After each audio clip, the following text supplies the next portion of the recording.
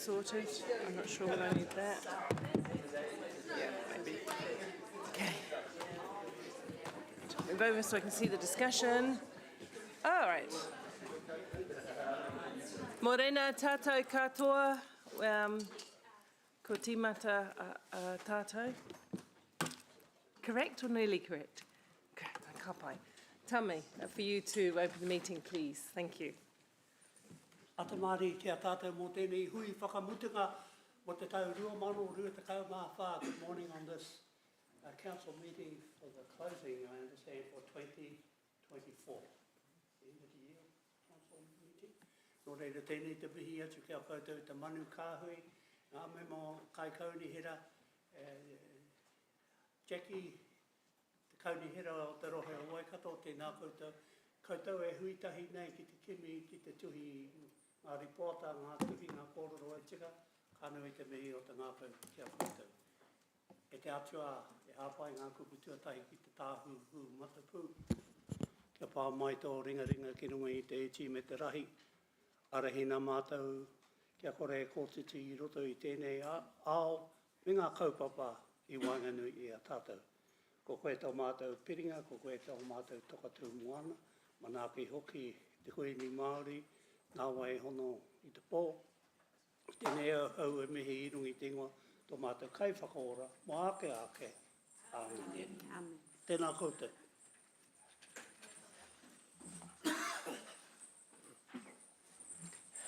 Chair issues, sorry.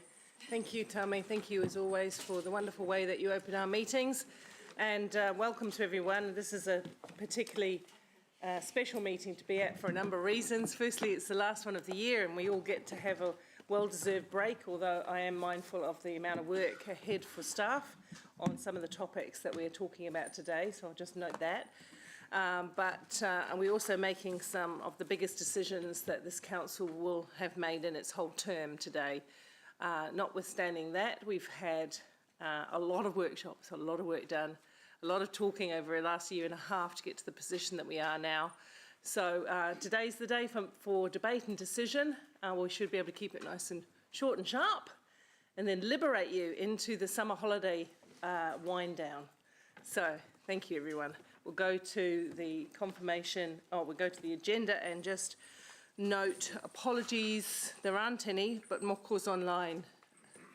You're not leaving, you're here for the whole time, aren't you, Moko? Yes, yep. Confirmation, so no apologies for that. Confirmation of the agenda, I move that the agenda be confirmed. Pardon? Thank you. Moved and seconded. Excellent, brilliant. Any declarations of interest? No. Any public forum? I don't think there is because of the process at this time. Confirmation of the minutes. Excuse me. Okay, excellent. I hadn't even read it out loud. Item 5. Item 6. I'll move. Second. Excellent. Item 7. Want to roll? Who wants to go this one? Maxine? Yeah. Kesh. Item 8. Go Tim. Seconder. Yes. Maria. Excellent. Item 9. Yes. Mark. Seconded by Anna. 10. Come on. Angela, seconded by Louise. Thank you. And final of the elected member briefing minutes, item 11, Maxine. Yeah, go Kesh. Awesome. Awesome. Right. Morning tea time, no, clearly. All right. Thank you very much. And to the public that are just going, what the heck just happened, we do read our agendas. Those are just the capture of the minutes and so forth, and we only really have anything to say if there is something incorrect or an outstanding matter, which there isn't, so thank you, everyone. Councillor, as we're on to item 12, which is the Chair's report, which I'll move, and hopefully Angela will second. Thank you. I'm really basically going to take it as read. I made a few opening comments to the meeting. It's been an extraordinary year, hasn't it? Just the amount of work that we and the staff have had to get through.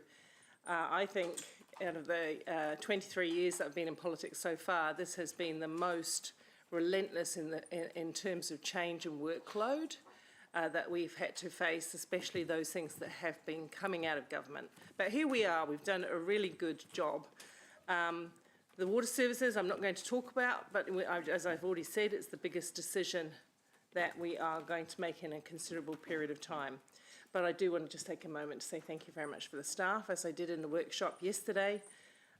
You've been working hard, longer hours than normal for a long time, to make sure that we understood the situation, had all the information to hand. And goodness knows you've done positive gymnastics, bending over to make sure that we understand all the detail. We thank you for that, because it's a big job. Also, other parts of our team have been working across other changes that we've been given to consider, like the Resource Management Act, fast tracking, and a bunch of other things as well. There have been so many legislative changes this year, and I thank all the staff that have had to pick that up and run with it.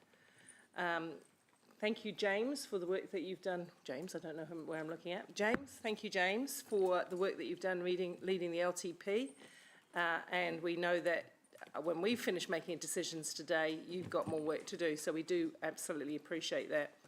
Thank you to the governance team who navigate us through the ups and downs and hurly-burly of standing orders and process and protocol and all of those things, and keep our meetings so well run.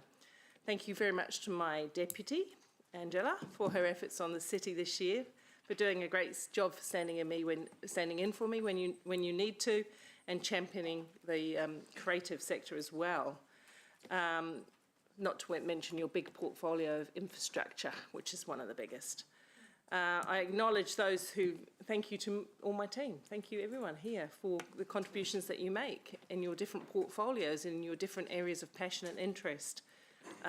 Because there's no way any of us could do it if we were on our own. We are a team, and we do have to use all the talents and passions that we have. I especially mention those that have taken the time to attend workshops, which have been very long, and community briefings, and get out into the community. So there's a lot to this job. I do wish you a very restful holiday. We all need it. I hope you get some sun on your bones, you get in the sea, you're safe on the road, and we get replenished and refreshed, because we face another big year next year. But let's not think about that until at least the 12th of January. Thank you, everyone. I move my report be received unless there's any discussion. Deputy Mayor? Just debate? Look, I'm happy to second your report, Mayor Southgate, and just want to thank you. It's not easy doing your job, and I don't ever want it. I thought I did one space and time, but I certainly don't. And I often drive home, you know, the things that the public don't see, I often drive home. Even yesterday when we finished our day was around after the museum event, which was a really long day, and we were quite tired, and you know, I'll drive home at sort of 6:30, 6:45, and I know that you're still out there at events, and the push and pull on your time, no one, unless they work closely with you, understands that. So I just wanted to say that and thank you, and I hope you get a break as well. I noticed you said 12th of January. That might be when you're back, but and again, that's what comes with being the mayor of the 4th largest city and the fastest growing city. So yeah, I do genuinely hope you get a break as well, and thank you for all your work and leadership this year.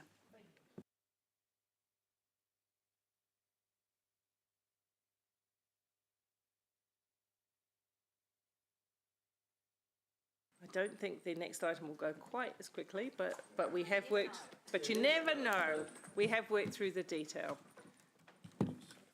Oh yes, I'd invite the Chief Executive to give us a little bit of a few words to open our thinking for this item. Thanks, Mayor Paula.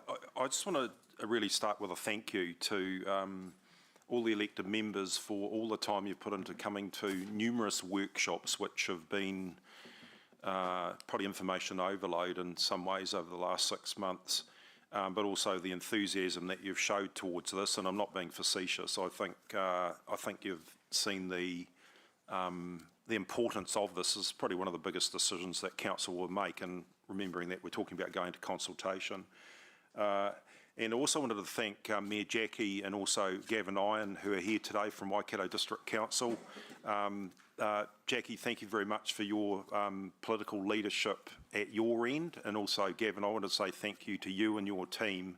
My team has said that it has been a real partnership and they've found it exceptional working with your people, you know, in quite tight time frames, and everyone's been, as Mayor Paula said, has been doing extra hours, working on weekends and at nights and that sort of thing to make sure that elected members have as good information as possible, which in my view, I think it's probably some of the most outstanding analysis I've seen in my career in local government. So I just want to say thank you to our friends from Waikato District.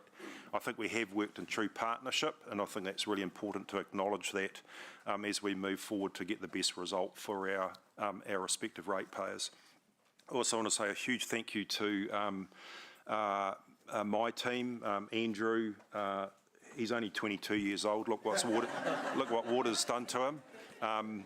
But he's remained enthusiastic throughout, and also to Peter Winder, who we've brought in as been a key part of our waters team. I want to say a huge thank you to Peter, and he's across the world and online. But also, I wanted to say a big thank you to the Natashas, also to Mairi, to Sarah Vaz and the finance team, and also Nicole and the comms team. This has genuinely been a cross-organisational approach to this, and we've pulled together and worked closely with elected members. So I just want to say a huge thank you to everyone. I think this just shows you internal partnerships and collaboration as well as external will eventually lead to very good results in my view. So I'll leave it there, Mayor Paula, and I'll hand over to Andrew. As I've moved a recommendation with a few, an addition at the end, which you'll get to see shortly, and Angela's seconding and that, so it's on the table for debate from that point. Sorry, carry on. Thank you. I'll pass straight through to Peter. Kia ora koutou. Thank you, and my apologies that I can't be with you there in person today. It's a balmy 6 degrees in London, and there won't be much chance of sun here in a hurry. By way of introduction, I thought it was important to just emphasise a few things out of the report. I will be brief. First, to note that this is a response to quite comprehensive government reforms, and the reform process is ongoing. The reforms comprise 3 different pieces of legislation, and the third entered Parliament this week as a bill. So we are having to make decisions in the context of legislative uncertainty and quite significant change. And when I say quite significant change, the legislative framework quite dramatically changes the way in which water services will be delivered, the choices that councils have, and the time frame within which they must operate. And as you're all aware, we need to consult the public and complete a water services delivery plan by September of next year that sets out how Hamilton will deliver water services for the foreseeable future. In September, the Council considered a quite comprehensive paper and a range of options and adopted a range of success factors that, amongst other things, sought the best financial and non-financial sustainable outcomes for the communities of Hamilton now and for the future, sought to protect and enhance the health of the awa and to implement Te Ture Whaimana, and sought to cater for Hamilton's growth needs and realise the benefits of a boundaryless approach across the wider future-proof area. Those success factors have been even more underscored by the government's recent initiatives with fast-track consenting, and the need to respond to growth is pressing. One of the key features of the government's reform process is that by 30 June 2028, water services must be financially sustainable. That means they must receive sufficient revenue. The investment program that goes with them must be sufficient to address growth and regulatory requirements, and there must be enough funding and financing available. Staff have reviewed the extent to which the capital works program in the approved long-term plan meets the new investment sufficiency test, and the conclusion that was reached was that a higher level of investment, including funding for water meters, would be required. Equally, staff have concluded that it is inevitable that Hamilton will need to implement water meters as part of either new economic regulation or new conditions associated with consents to take water from the river, or both. Attachment 3 of the report sets out the revised capital works program that is a key part of the proposed Hamilton City Council response to local water done well. The revised capital works program is built into each of the options that were evaluated. Staff have also considered the affordability challenges facing the people of Hamilton and have ensured that in all of the options that were evaluated, there is no material difference between the total future rates provided for in the approved long-term plan and the combined rates and water charges required under each option. This is set out in Appendix 4 of the report. As the Chief Executive commented, since September, we've worked very closely with Waikato District Council to develop a joint CCO proposal. That's been a highly collaborative and consensus-based approach that drew on the very deep and long-standing partnership between the two councils, and it has been a pleasure to work with the team from Waikato. In addition to the success factors that we adopted in September, our work with Waikato District has also reflected an equal commitment from both parties to implementing Te Ture Whaimana and the existing JMA commitments that have been made with Waikato Tainui.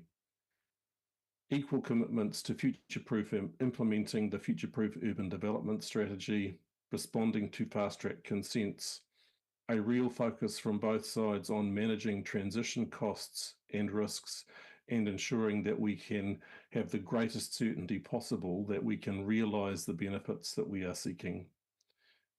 And probably most importantly, from both sides, a real sense that we are striving for an effective partnership.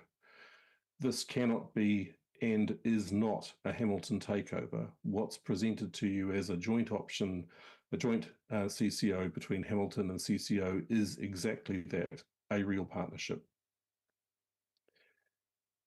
We've also recognised Waikato's need to address the termination of the water care contract for service, Waikato's need to address affordability challenges within their district, Hamilton's need to separate water charges from general rates and move to water meters, and Hamilton's need for additional debt headroom to deliver the investment needed to support growth. Our joint work with Waikato District developed a proposal for a joint water CCO. The nature and scope of that CCO, the nature of shareholding decisions, the establishment process, the shared services framework, and the minimum viable product approach to keep establishment costs to a minimum are set out in attachment 2 of the report. It's a quite comprehensive set of information about exactly how things would operate.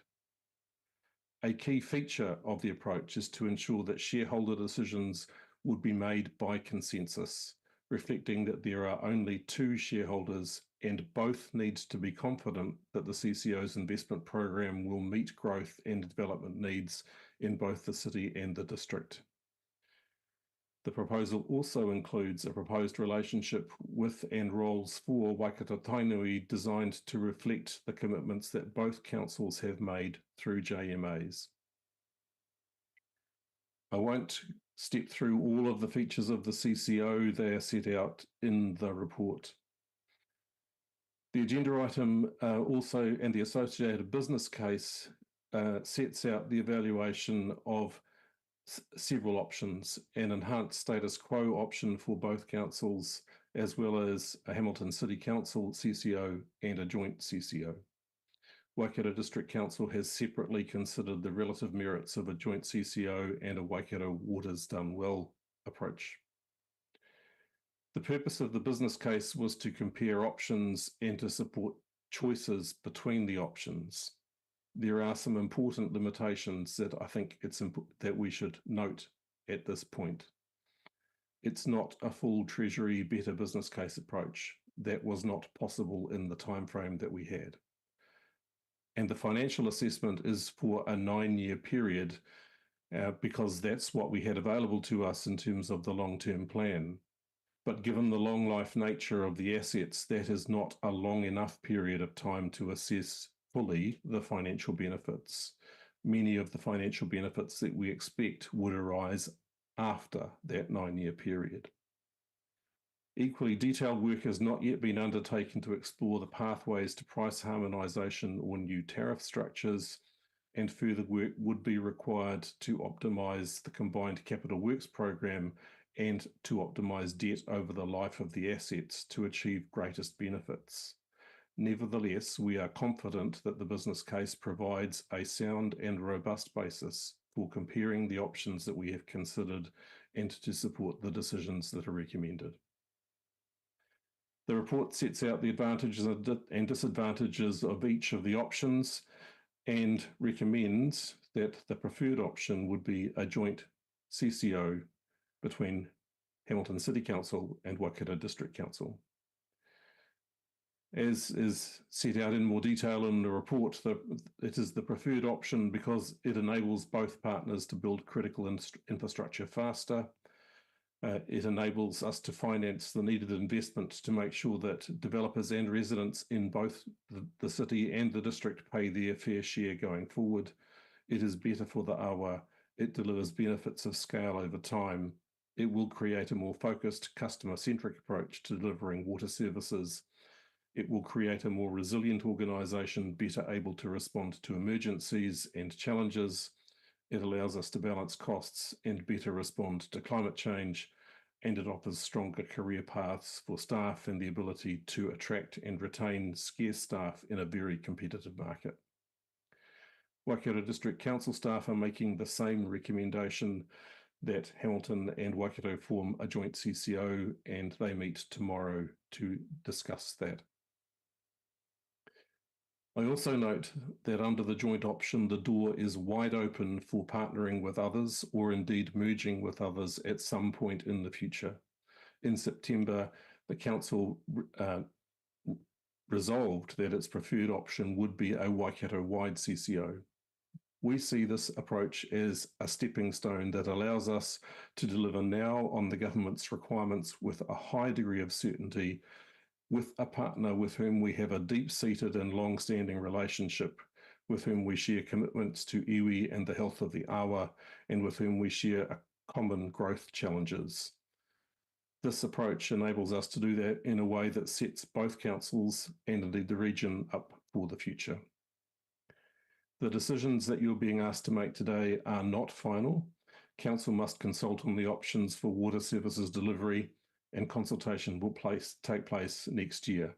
You will need to weigh the views of the public carefully before final decisions are made. Equally, the decisions that you're making today take place in the context of ongoing legislative reform. The third bill was introduced into Parliament this week, and staff had not yet had time to digest the 300-odd pages of the bill in any detail. Should further refinement of the decisions made today be required because of the provisions in the bill, that can be done in February prior to public consultation commencing. In closing, I'd just like to highlight there is an additional recommendation that has been included that really provides a stronger underpinning for ongoing discussions about the potential for partnership with others, and to ensure that we're doing everything we can to support a broader regional solution. I have absolutely no hesitation in recommending what the recommendations set out in the report to you, and would be very happy to answer any questions. Thank you, Peter. We will have some questions in a minute, but I think it would be really useful to put up the addition. And you can see the intent of that is to make sure that we continue to work with the Waikato Waters Done Well and partner across the region in good good quality conversations for some kind of future, potential future, because we don't know what will roll out, the potential future of greater scale or partnerships in the future across the region. Any questions, anyone? Any questions on the, oh, Councillor Hutt. Oh, sorry. Were you asking for questions on the motion or questions on for Peter? Questions, anything on Great. this item? Thank you. Just wanted to be sure. This is for Peter. I was just wondering if you could maybe talk about the opportunities for climate action and moving to a CCO model. Well, there are a number. The first goes with an organisation that is very focused on water services and delivering the best possible outcomes for waters.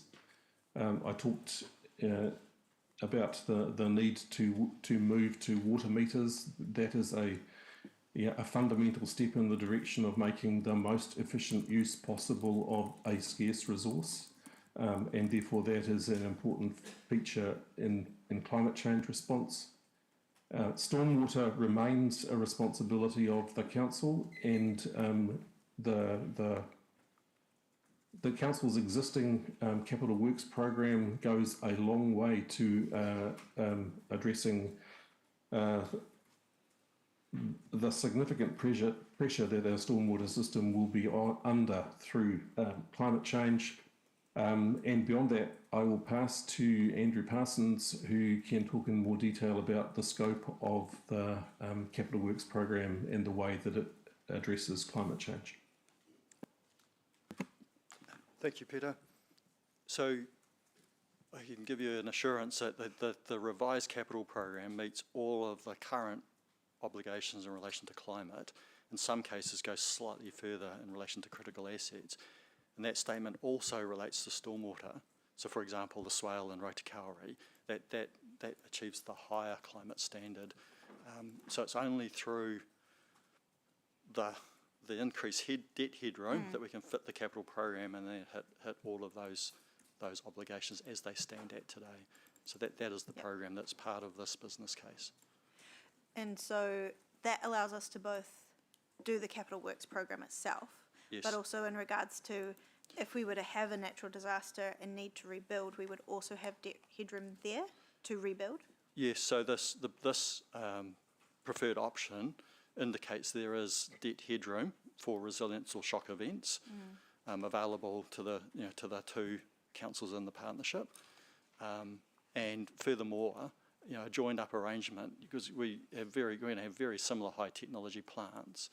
It allows for movement of staff or resources within that combined sub-region, depending on the scale or nature of the event. So you've got not only forward capital program providing for climate response, you've also got an enhanced ability to respond as well to events should they occur. Awesome, thank you. Thank you. Councillor Thompson. Thank you, Mayor Paula. Andrew, I think there'll be a bit of interest in the issue around, us looking at installing water meters or the CCO. So it's just interested in when you said, or when Peter said that whether you go for a CCO or an in-house business unit, water meters will be required. Is that essentially because of our need to ensure that we're using water efficiently before we next apply for greater allocation of water take from the river? Yeah, that's part of it. Yeah. So for my sins, I was the lead HCC representative in the Watercare Board of Inquiry. It was my observation through that process is I think it will be absolutely essential for the city to have meters in place prior to any new application. That's a personal view formed based on that experience in that particular proceeding. But notwithstanding that, there's a particular requirement in relation to meters in Bill 3, and I'm still only working through that. There are other options such as a fixed charge, which may or may not be attractive circumstances depending. But Bill 3 provides a very tight 5-year window to transition to a new charging arrangement with a requirement for evidence-based movement by year in each of those 5 years. Okay, thank you, that's helpful. And in terms of the 50 million, when you spread it across the number of residential households, sorry if you don't know off the top of your head, we could come back to it, but how much is it per household? I'm not that quick with those kind of maths, sorry. Yeah. Okay, maybe if it's possible, if anyone's able to work that out, that would be helpful. But I think, Sure. yeah, just be helpful for the public to understand 50 is a big number, but when you divide it up, you know, what is it actually per household? Yeah, thank you. Councillor Bidder. Thank you. A few questions. Now we'll start with one of the cost-saving benefits that's mentioned in the report, and thank you, it's a very good report, very thorough, lots of information, is a reduction of duplication. Does that mean job losses? Not in the first instance, no. In fact, we're going to need the teams that we currently have in order to ensure an effective transition to the new framework. But to the extent that there's duplication, for instance, in spares and spare parts and in oversupply of chemicals or those sorts of things that can be removed, there will be the opportunity over a period of time to systematically work through anywhere where there is duplication or activity that can be rationalised, but that's not going to happen on day one. That's going to be a progressive process after establishment. Right. Now, some questions about the CCO structure and the board. So firstly, directors will be appointed on the basis of merit, competencies and skill. So can you confirm that no DEI appointments? Sorry, DEI. Diversity, equity and inclusion. The record of agreement sets out the proposed competencies and skill requirements for the board. And that is what the board would need to have in the individuals and that are directors and across the board as a whole, all of those requisite skills. Yes, good, thank you. The council-controlled organisation uses the words council-controlled, yet there's 28 categories in the decision-making table, of which individual councils have decision-making control in just 4. Do you think that's enough council control?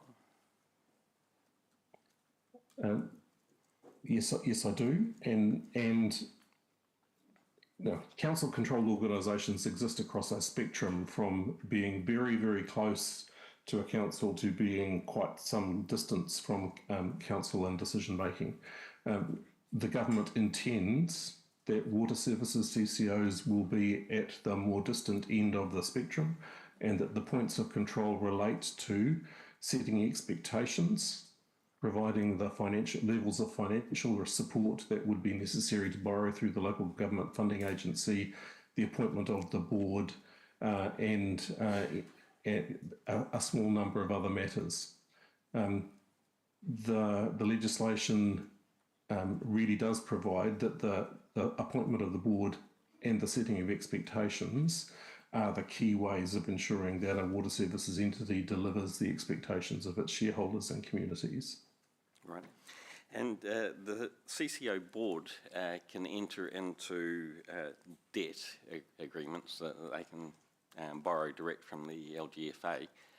Who guarantees that debt? So the councils, in this instance, for the joint CCO that is proposed, support will need to be provided by both Hamilton and Waikato District. That support will be in proportion to the shareholding of the two councils and acts as the guarantee. Right. And that happens in the context where councils are already guarantors for LGFA borrowing. Yep.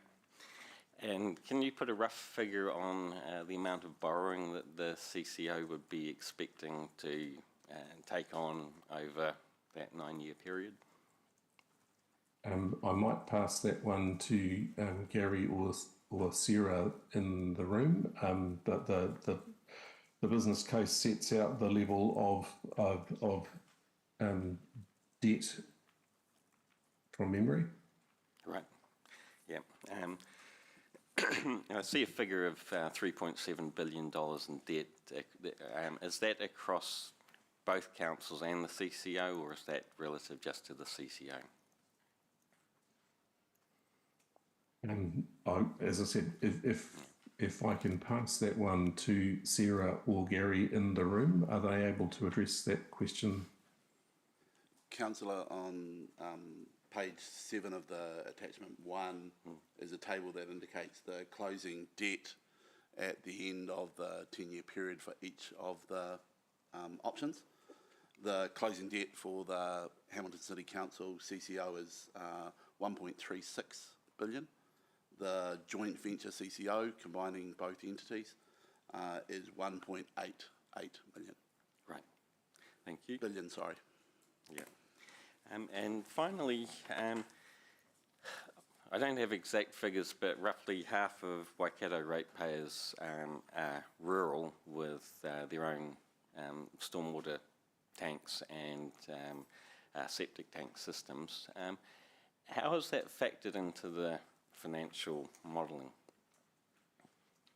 Those residents remain responsible for their own drinking water and wastewater disposal. We're talking here about the urban water supply and urban wastewater services that are provided in townships and across the city. So, Andrew, a couple more questions before we move on to other questions. Thank you. Yeah. Because those were covered in the workshop, so thank you. Councillor Van Oosten? Thank you. Peter, in your preamble, you talked about the limitations in the business case financial analysis, and you talked about both financial and non-financial benefits, and that the greatest majority of the financial benefits will be found outside of the 9-year term. Can you point us to where that's truthed out elsewhere in perhaps in the world, so that we have some confidence about the reality of that for both Hamilton and Waikato? Sure. Very substantial benefits across their life. I think from memory in the order of $100 million, but I'm struggling to find the number just right in front of me at the moment. The second international example that was widely used by the previous Labor government was Scottish Water, and they have a demonstrated track record of substantial benefits through scale. And of course for ourselves and yes, the other piece of work that we've relied on is the analysis that was done for the Cranley business case in 2015-2016, where there was a substantial amount of work done looking at the experience of others that suggested that in the order of 4+% savings across the whole of a capital works program were feasible. That's the sort of benefits that we would expect in time, but you don't get them just straight off. You've got to work hard to achieve them. And also, does it rely on more than just two councils being involved? Would it require others coming on board to be able to really maximise the benefits? And there will certainly be benefits with Hamilton and Waikato District. There is the potential for greater benefit by including others, and certainly the Cranley business case demonstrated that the inclusion of Waipa delivered better outcomes, and that would still be the case today. Thank you. Thanks, Mayor Paula. Thank you. Any further questions? No? gross. Councillor Wilson? No, speaking, okay. So in respect to that, then we move into moving the motion and debate. And I'm the mover, so I'll go and then I'll let you go, Councillor Wilson. So where to start? Okay, we're on for debate. We've got 3 minutes. Yeah, I have got a second. I've got Deputy Mayor. We did say 3 minutes for this one by agreement. I probably won't use all of that, but you never know. Right, off I go. So water reform has actually been happening for more than a decade in various iterations. Successive governments have acknowledged New Zealand's huge water infrastructure challenges. And it's obvious that councils and their current communities can't afford to deal with this. As a growth council, in fact the fastest growing city, the funding issues we face are especially hard because we must provide water infrastructure for new houses and businesses coming into our city. We are required by government to support this growth. And actually, as I've many times said, we just can't turn growth off. Some people in our community who were staunchly against the previous government's Three Waters program may be surprised by the announcements we're going to make today that reform is still happening in some form.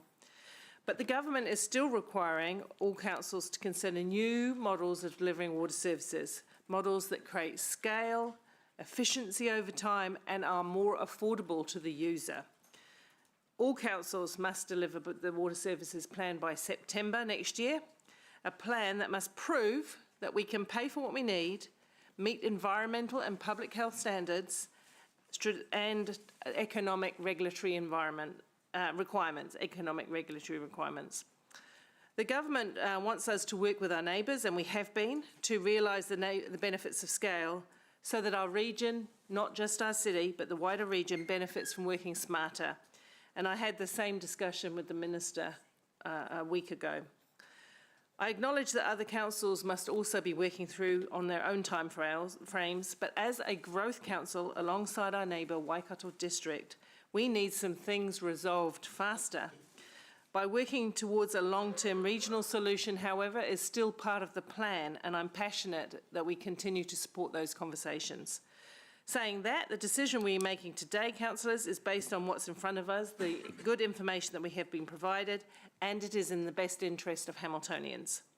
Our staff have provided with thorough and detailed information.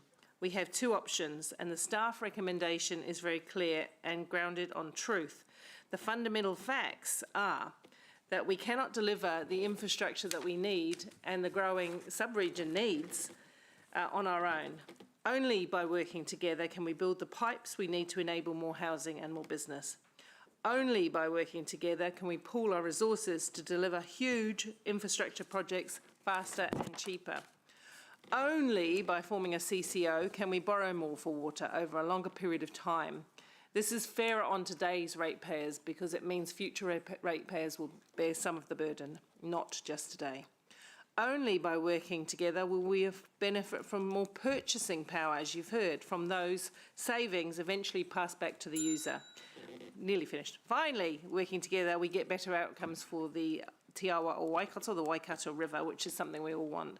This will not be an easy transition, I know. There'll be lots of ifs to work through, but this is the best way to drive the benefits for Hamilton currently. It is a transition that we feel that both councils will control, Waikato and Hamilton. We do it on ourselves. It will not be done to us. It will be done together in genuine partnership. And it does leave the door genuinely wide open for conversations at a regional level when the time is right. Thank you. Councillor Wilson.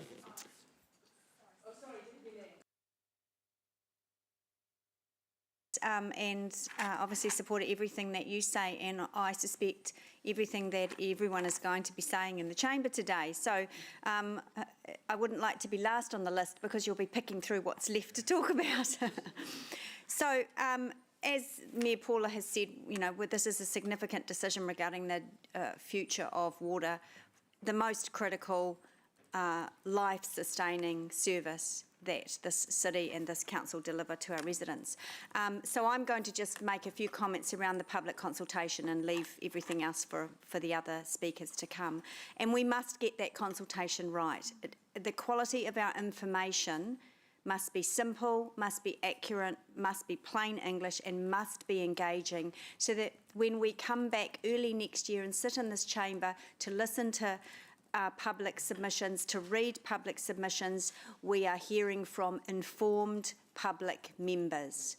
Because to go through the journey that we have with the information and the costs that we have incurred through this journey, and then to be dealing with misinformation at a critical point in time when we really genuinely need to hear from the public would be a great disappointment. I also want to obviously acknowledge the benefits of collaborating with Waikato District Council and acknowledge me, Jackie, in the room today. And for potential future partnerships, we haven't said that we are not open through this whole journey. So I also want to thank the elected members that have been deeply involved in the Waters workshop with the staff, and of course thank you to the staff. You are the oil rags that keep the engine working, but I want to assure the public that even though this is a big and difficult decision in front of you, and we are with you on this journey, the elected members that have been involved in the working group and in all of the discussions, the collective powerhouse of their thinking and their testing and their holding to account has been at a higher level than I have seen on any issue in the past. So you have been greatly served to this point. But it is one step in the journey, and I look forward to the rest of the journey. Hopefully I've left plenty for everyone else. I'm sure I have. Thank you. And 31 extra seconds. Councillor Pike. Oh, no, Ewan. Back to Ewan.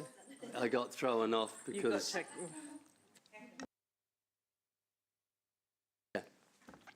Hamilton is a significant city in the New Zealand context.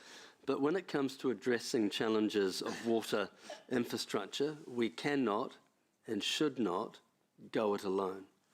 By working together, we can tackle the pressing need for strategic water infrastructure projects, which are crucial for resolving our shared housing shortage more effectively and faster. While parochialism might have its place on the sports field, it doesn't serve us in this critical business of water management. In this sector, collaboration isn't just beneficial, it's essential. When it comes to water infrastructure, size truly does matter. By pooling our resources and expertise, we can achieve economies of scale, enhance efficiency, and deliver better outcomes for our communities. I'm truly excited about partnering with Waikato District Council on this initiative. Together, we are well positioned to implement a joint asset-owning CCO that will provide a sustainable and a resilient model for managing water services. Today, I also urge our neighbours in Waipa to consider joining this partnership. I encourage their ratepayers to advocate for this forward-thinking approach, which will future-proof our region and support significant growth in a financial, prudent and sustainable manner. This model will not only ensure we meet regulatory requirements, it will also prepare us for the challenge of the future. I understand that change can be daunting. All options on the table involve some level of financial burden for ratepayers. However, based on the data and the evidence from similar models worldwide, a CCO offers the best long-term benefits. It will drive efficiencies, ensure ongoing regulatory compliance, and increase capacity to support meaningful, sustainable growth, all in the most cost-effective way. The decision marks the beginning of a new era for HCC. Our council will become a leaner organisation, no longer directly responsible for managing potable water or sewage. One key advantage of this change is the transfer of significant debt from the Council's balance sheet to the new CCO. However, this financial headroom comes with a cautionary note. There is risk that current and future elected members might be tempted to use this newfound capacity for non-essential, I won't be long, or nice-to-have projects. I urge my fellow representatives to resist this temptation. While Council may shrink in scope and its debt burden may be offloaded to the CCO, the ultimate underwriters remain the ratepayers. It is our duty to ensure that this change does not lead to uncontrolled spending on non-core assets. One last paragraph. This decision is about creating a strong, sustainable foundation for the future of our water services. Let us take this step forward, unite with our neighbouring councils to ensure Hamilton and our wider region can grow and thrive in the years to come. Thank you, Councillor Wilson. Councillor Pike. Firstly, I just want to thank Peter and Andrew and their team and all staff involved for the incredible amount of work which has led to this.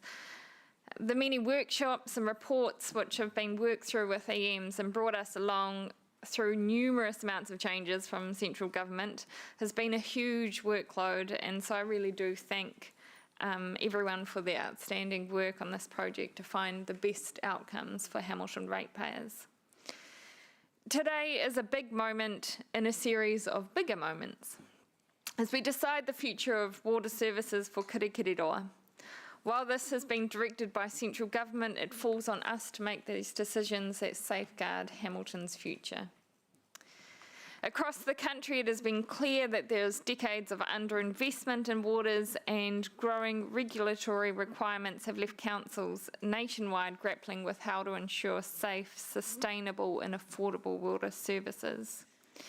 Hamilton is also required to change to meet compliance, support growth, and once again the fastest city and the growing city in the country, as well as ensuring we're protecting our awa. Among the options available is the proposal to establish a joint CCO with Waikato District Council and potentially others. And the data is clear that this option will deliver the most effective solution and outcomes for Hamilton City and meet our needs not just for today, but for the long-term needs, which include a huge amount of investment in infrastructure. Together, we will be better off, and I look forward to testing this through a robust communication rollout with the public so they too can see the significant benefits in this model. So I'll be supporting the motion today. Thank you very much, Councillor Pike. Councillor Taylor. Thank you, Ms Southgate. Look, I'm supporting this going out to consultation, and I'll be interested to see what the community thinks of it. Look, I think the staff have done, and consultants have done an amazing job in keeping us up to speed on this. It's the best I've seen in 8 years here, so thank you so much for that. Look, the key, as you're going to hear, I think, repeatedly, is about sharing, future costs of water and sewerage regionally, while still servicing our own aspirations. And that's the direction that the government is encouraging councils to go, and that's where it's offering the best incentives. And I think the ultimate solution is this is right, to go with our friends at Waikato District Council, who I hope will vote accordingly tomorrow. And ultimately, I think, with our friends at Waipa, and indeed other councils, I hope, as well. I looked closely at sticking to a business unit here, keeping water and sewerage in-house. But there's two big problems. It essentially keeps the pressure on our own community to pay for our water and wastewater assets. And it doesn't allow you to access as much borrowing as the CCO. And I think there would be huge pressure on our community to recoup, on the business unit to recoup the costs. And I think we'd have the Commerce Commission breathing down our neck to sting our residents even more. And it also doesn't help with the whole problem of growth. We've got a number of greenfield, fast-track developments outside our boundary, ringing the city, the government is deliberately making local body boundaries irrelevant when it comes to how we grow. So what is the point in clinging to paying for water and wastewater within those boundaries? It just doesn't work anymore. Two things I'd emphasise. I think if we're going to get the real ultimate savings from this, Waipa needs to be involved. So I'd urge our friends there to look closely at the advantages for them in the future of joining this organisation. The second thing is, and I don't want to dress this up as some wonderful windfall for our residents. Yes, it's a big moment in history, it will change the shape of the council, but in reality, the residents will pay a substantial amount for water and wastewater. There are huge costs coming down the line. All of it this is about today is making it as efficient as we possibly can. So while the process, it's a big process, let's not pretend it's a panacea for ratepayers, because it ain't. People are ultimately going to get two bills, and they are going to be looking at us to see if we are working responsibly and operating as a lean operation. Our spending behaviour will be under renewed scrutiny, and so it should be. So residents and ratepayers rightly will expect accountability, and we will need to provide it. Thank you. Thank you. Councillor Keys-Cox. Yeah, I'll be supporting the motion today. The preferred option of a multi-council or CCO with Waikato has many benefits. It means that we can build infrastructure that enables more homes, and we reduce the constraints that we currently face. And I have been thinking about how to make this more, connecting for our community.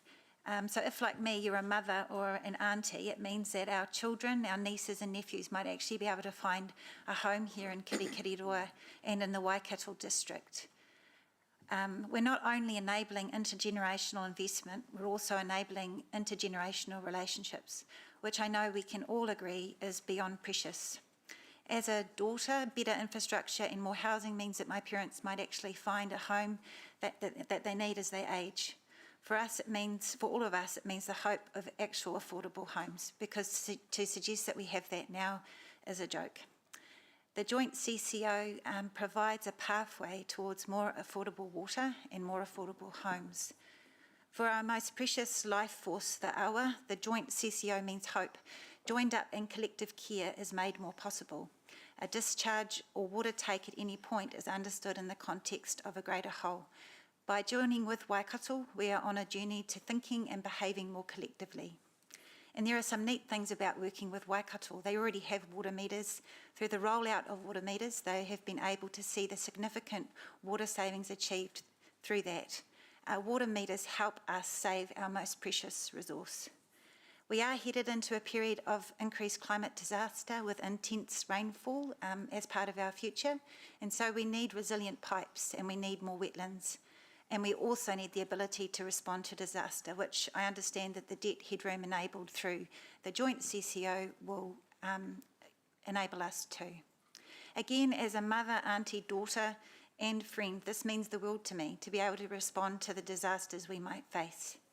The establishment costs, however, are high, and so with that, we want to get it right the first time. We don't want to be going through this again. So by starting with Waikato, we're making a sure step forward. And we get sustainable water infrastructure, we unlock more homes, we get climate resilience, and most importantly, we get a city and a Waikato district that can be home to our families and our community for generations. A joint CCO is a win-win. Thank you. Thank you very much, Councillor McIndoe. Thank you, Your Worship. There is certainly a lot of repetition today, but I actually think that the common themes coming through is a very good sign, because clearly this is one of the most important issues we as a council will decide this decade. I've spoken previously about my view that we as councillors need to be able to function more like a board of directors with a greater balance of skills and professional experience to ensure we ask the right questions and reach the right decisions.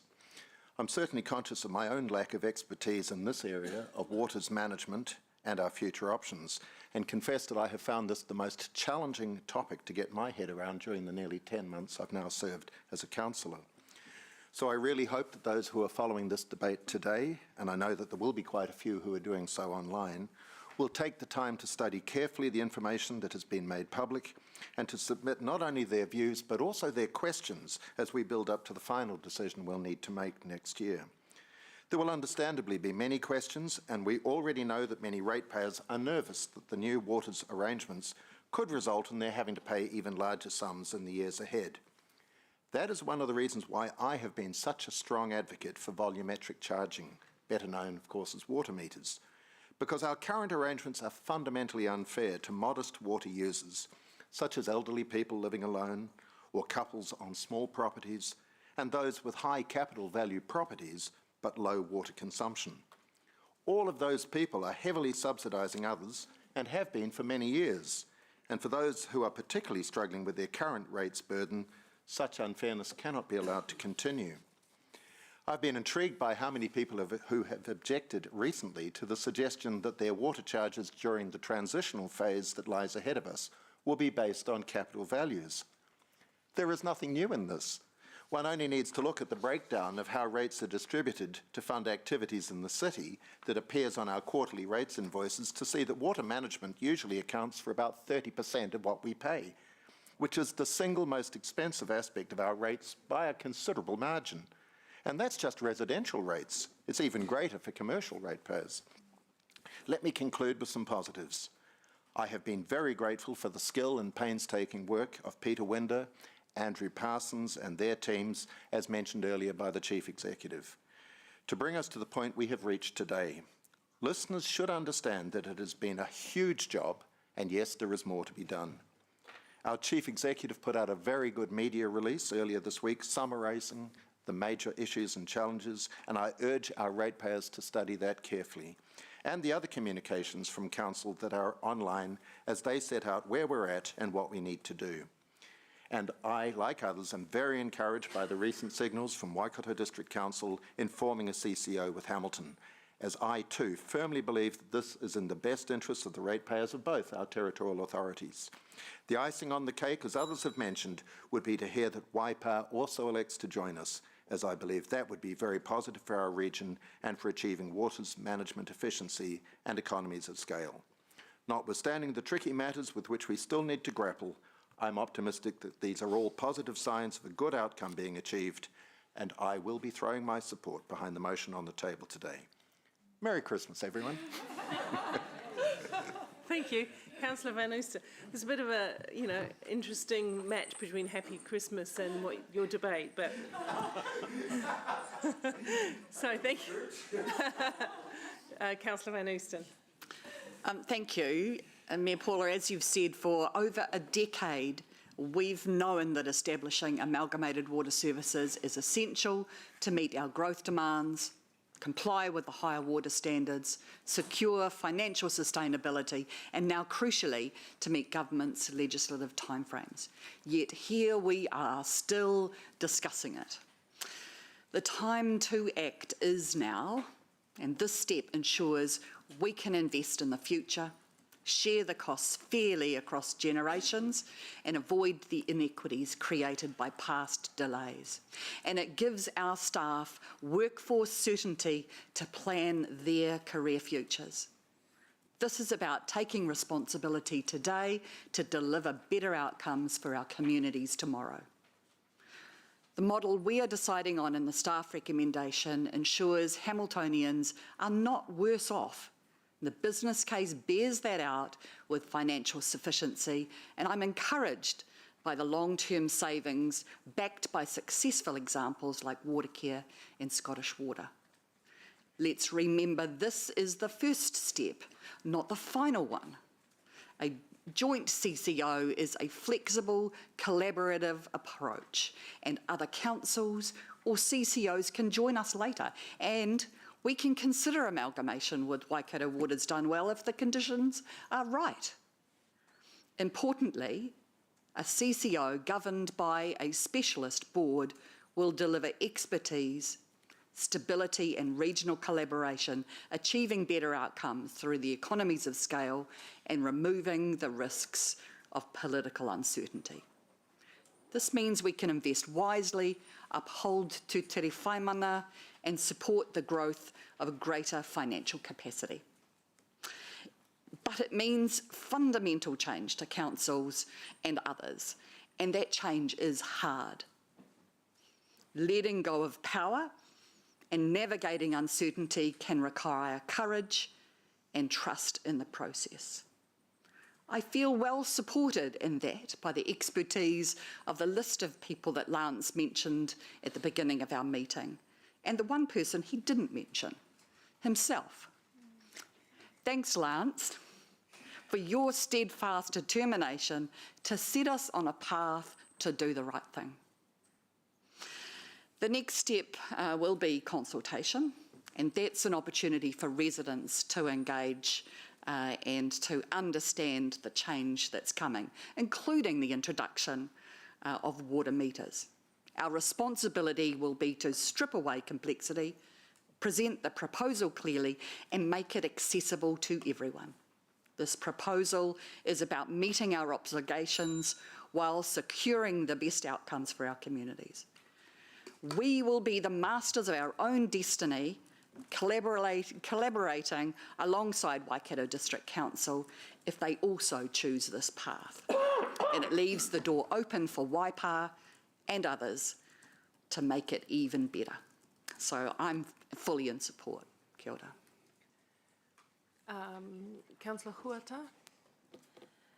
E ki ana te kōrero mā whiro, mā pango kauti ai te mahi. Kua tino whakatīnanatia ngē rā kōrero I roto I te whare o te kaunihira.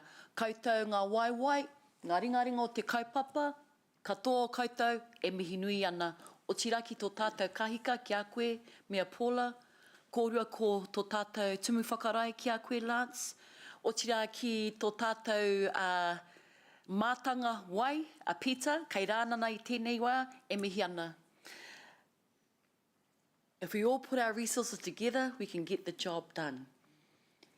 And I want to echo the mihi to all of the hands, the feet, the eyes, the ears, the brains, and the hearts that have given their expertise, their time, and their love, because no doubt you've gone over and above 24 hours, 7 days a week to do the job. Under the guidance of our Mea Paula, our CE Lance, and also our expert Peter Winder. This underpins 3 essential values that continue to guide us in this critical decision that we make today. They are responsibility. Responsibility to our awa, our river, responsibility to our people.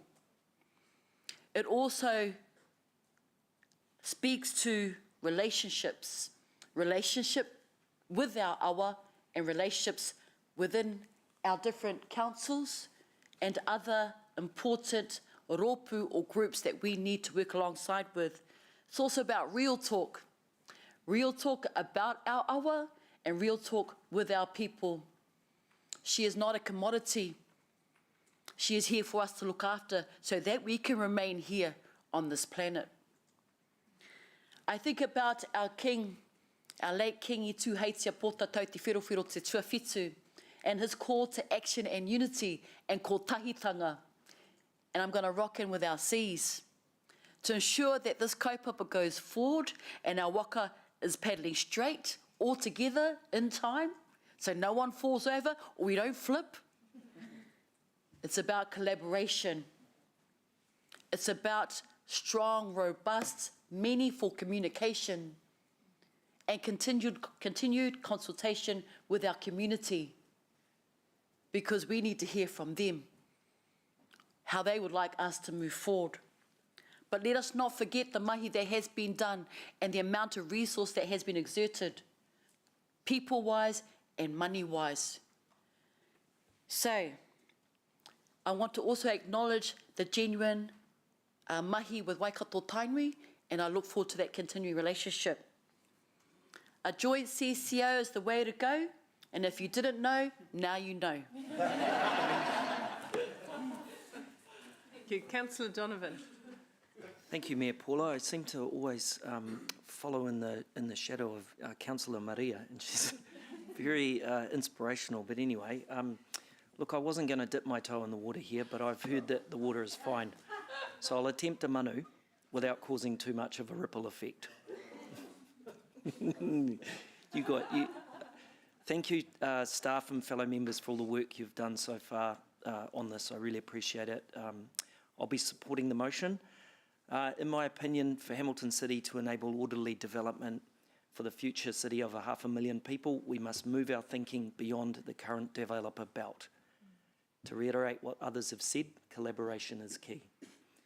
Multiple planning frameworks equals slower and more expensive growth. It's driving up the cost of the housing, and we can't afford the turf wars. Together, we are better. Someone once said to me recently, good behaviour will get you far. I think my dad told me that when I was about 5 as well, but probably didn't listen. And in the word of an American author, John Strzelecki, who I've just finished reading his book, Purpose for Existence, which I would highly recommend you have a look at. Encourage, not belittle. Inspire, not intimidate. Teach, not obstruct. Anticipate success, not fear failure. Together we've got this. Thank you. Thank you. Councillor Bidder. I have a lot of concerns about the detail, but they aren't significantly different whether it is a council-controlled organisation or the council itself. The big advantage of the council-controlled organisation, despite the lack of council control, is, paradoxically, the lack of council control. A board selected for their skills and experience rather than elected for popularity is all I need for a big yes. Also, removing Waters from council should mean a 30% smaller council with 30% fewer councillors. Another big win. Let's get on with it. Cool. And I'm sorry to hear you have COVID. I was unaware of that, and I'm sorry that you're under the weather. It's not good. All the beauty gems have already gone.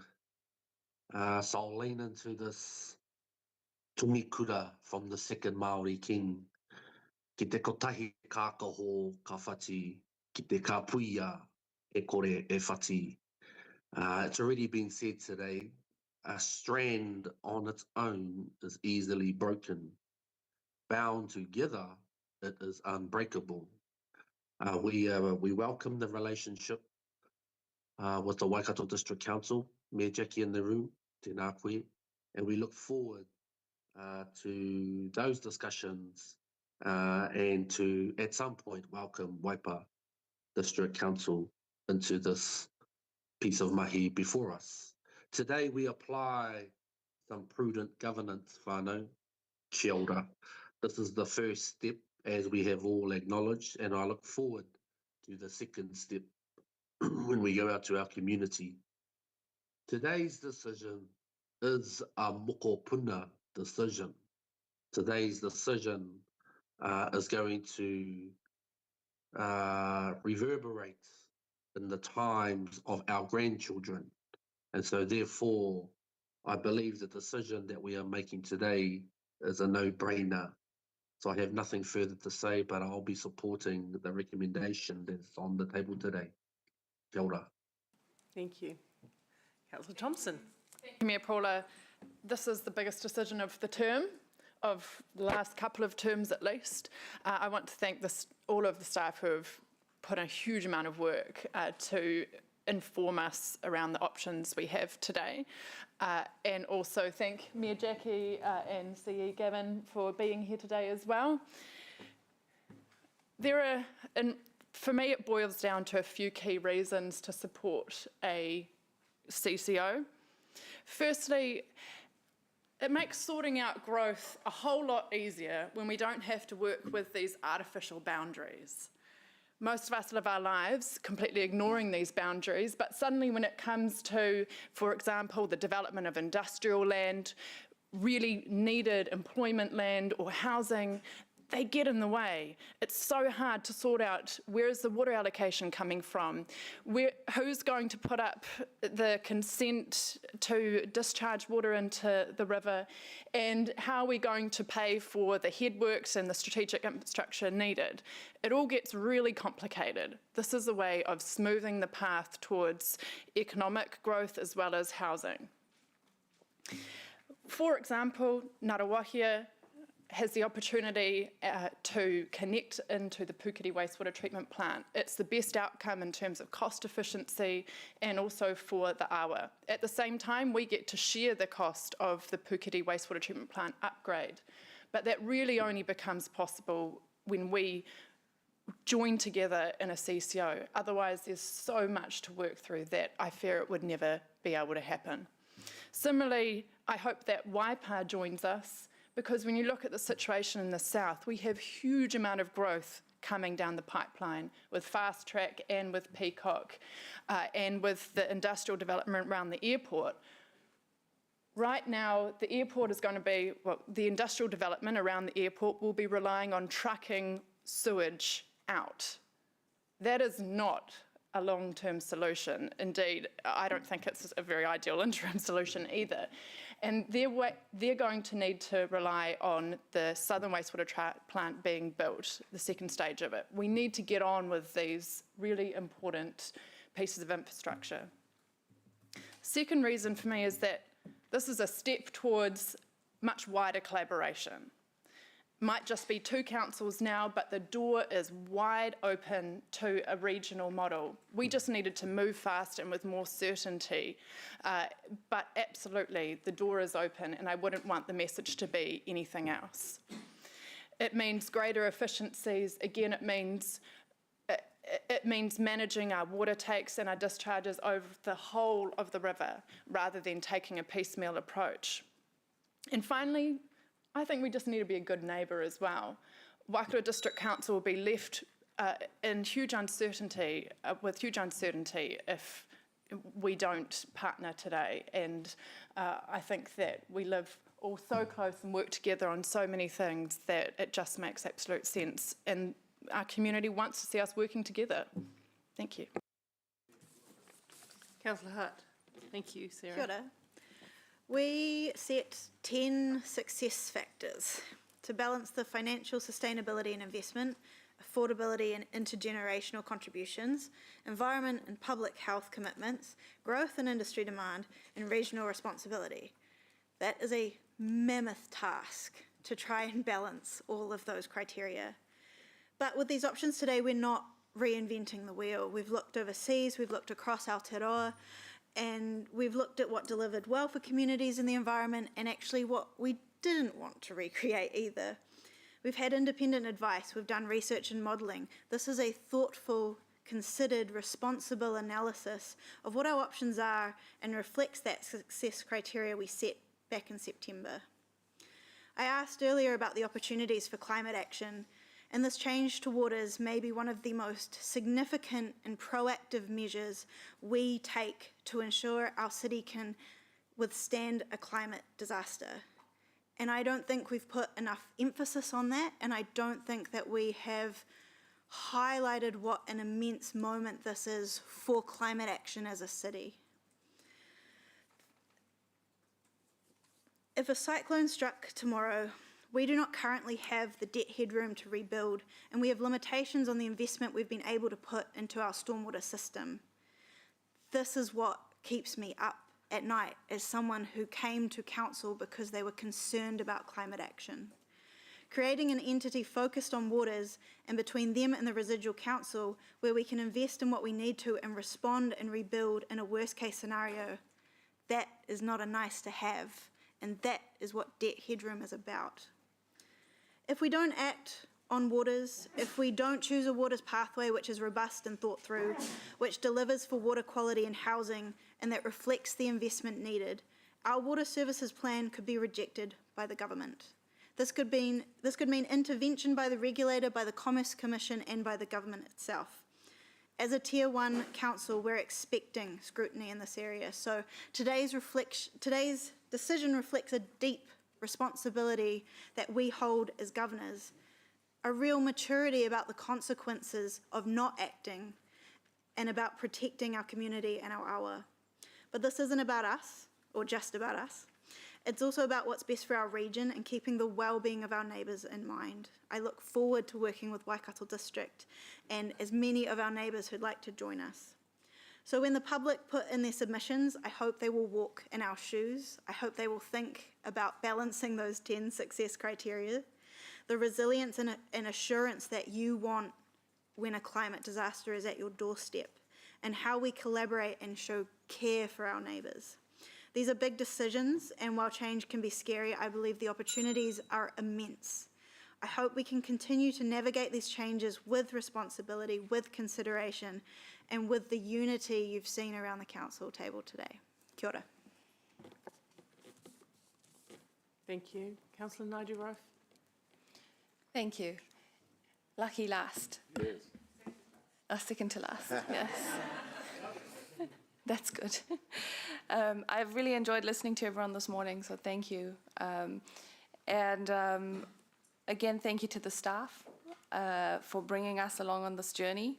The public can rest assured that even though there were just a few questions raised this morning, there has been so much work done to this point, and many of our questions and challenges have been discussed in great depth through the numerous workshops that we've had. This has got to be one of the topics that has been so complex to understand. And I know it has tested, like, I'm sure we all consider ourselves as smart people, but man, this really pushed it to the, really getting into the detail and thinking about it strategically and for the future and for the benefits of not just us, but for our grandchildren and what we want our city to look like going forward. So again, thank you, Andrew, Peter, and the Natashas and the whole team. So the lead up to this has been quite heavy. Right now, yes, big decision, but also I think the biggest challenge is going to be how we communicate this with the public, like the Deputy Mayor actually talked about. Funnily, I had someone come up to me last week, a young guy, in conversation, and I think he must have read the Times opinion piece, and he said, so Kish, what's happening with water? And I sort of have this moment, like this brain explosion, where I go, oh my goodness, how do I answer you? Because, we've just had hundreds of pages of information, and we've had time to process it. But how do we communicate this with your average resident? And so I tried my best, but I said, just wait till March because we'll be consulting then. So I think that is going to be a huge challenge. The public is looking for leadership, and that's what we are providing now and here. But then we also want meaningful engagement. So I don't know how we're going to capture that, to be honest. Going forward, I'm happy to support the motion on the table. Very keen for future partnerships and to look at our neighbours in the south as well. There are challenges and uncertainties going forward. The CCO, management and board will have to work really, really hard to realise the savings that we have been shown, and to ensure that the debt that's incurred is spread over the life of the assets, because what we don't want to do is charge our residents huge amounts in the next 5 to 10 years when this stuff is all about the next 30 years, including charges for rates. And it is a challenge to future councils going, how are we not going to be tempted to spend to our debt caps? So that's a challenge for those who come after us. And I will leave it there. Thank you. I'm going to try and keep this short and just reflect what we've heard in my right of reply. So what we have all heard is there are clearly benefits of, significant benefits of genuine partnership and collaboration. This will be better for Hamilton, and this will be better should Waikato District choose to partner with us. It will be better for them also. So thank you, Jackie and Gavin, for being here today, for showing your support, but also for the way that you've worked with us over the last 10 or so months to get the detail. You can hear clearly, I hope, that you are welcome in a partnership with Hamilton City Council, and we are confident of the benefits that we'll bring to each of our councils. I just want to say Today we have heard, as we've heard, we are acting in the benefits of our city today, our children and our grandchildren, and creating a strong future. In respect to future options, we are keeping the doors wide open and the conversations alive with the rest of the councils across the region to see how and when unity can be achieved for the better interest of everyone. But that's not today. Today we are making a decision on the basis of what is right for Hamilton. And it just so happens, the good news is that it's also right for the Waikato district, and in fact it's better when we work in partnership.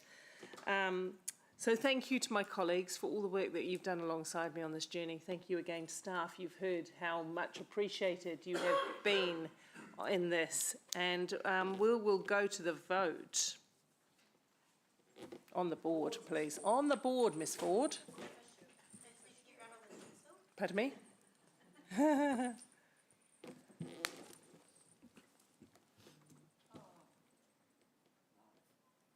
Whoever came up with the pun on the title of the report. The motion is carried unanimously. Thank you. Councillors. Councillors, we're going to have a break before we do, and I do invite the staff and councillors to join us in the tea room for a nice morning tea that Lance and I and Amy have been working on. And but before we do, I know it's really unusual, and we have just clapped, but can we please show our appreciation for the staff that have driven this process?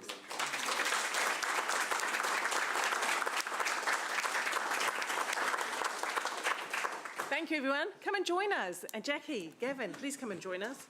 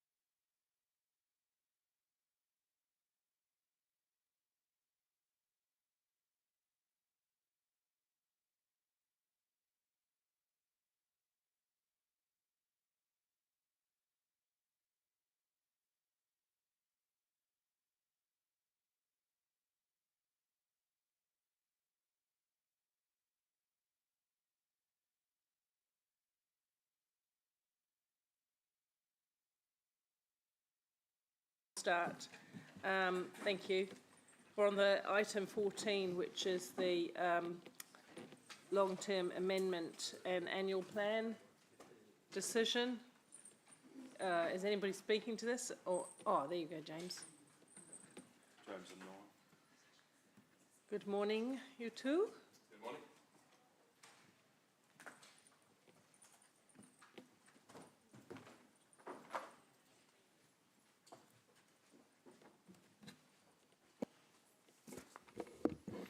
Kia ora koutou koto, ko James Clark Takwinua.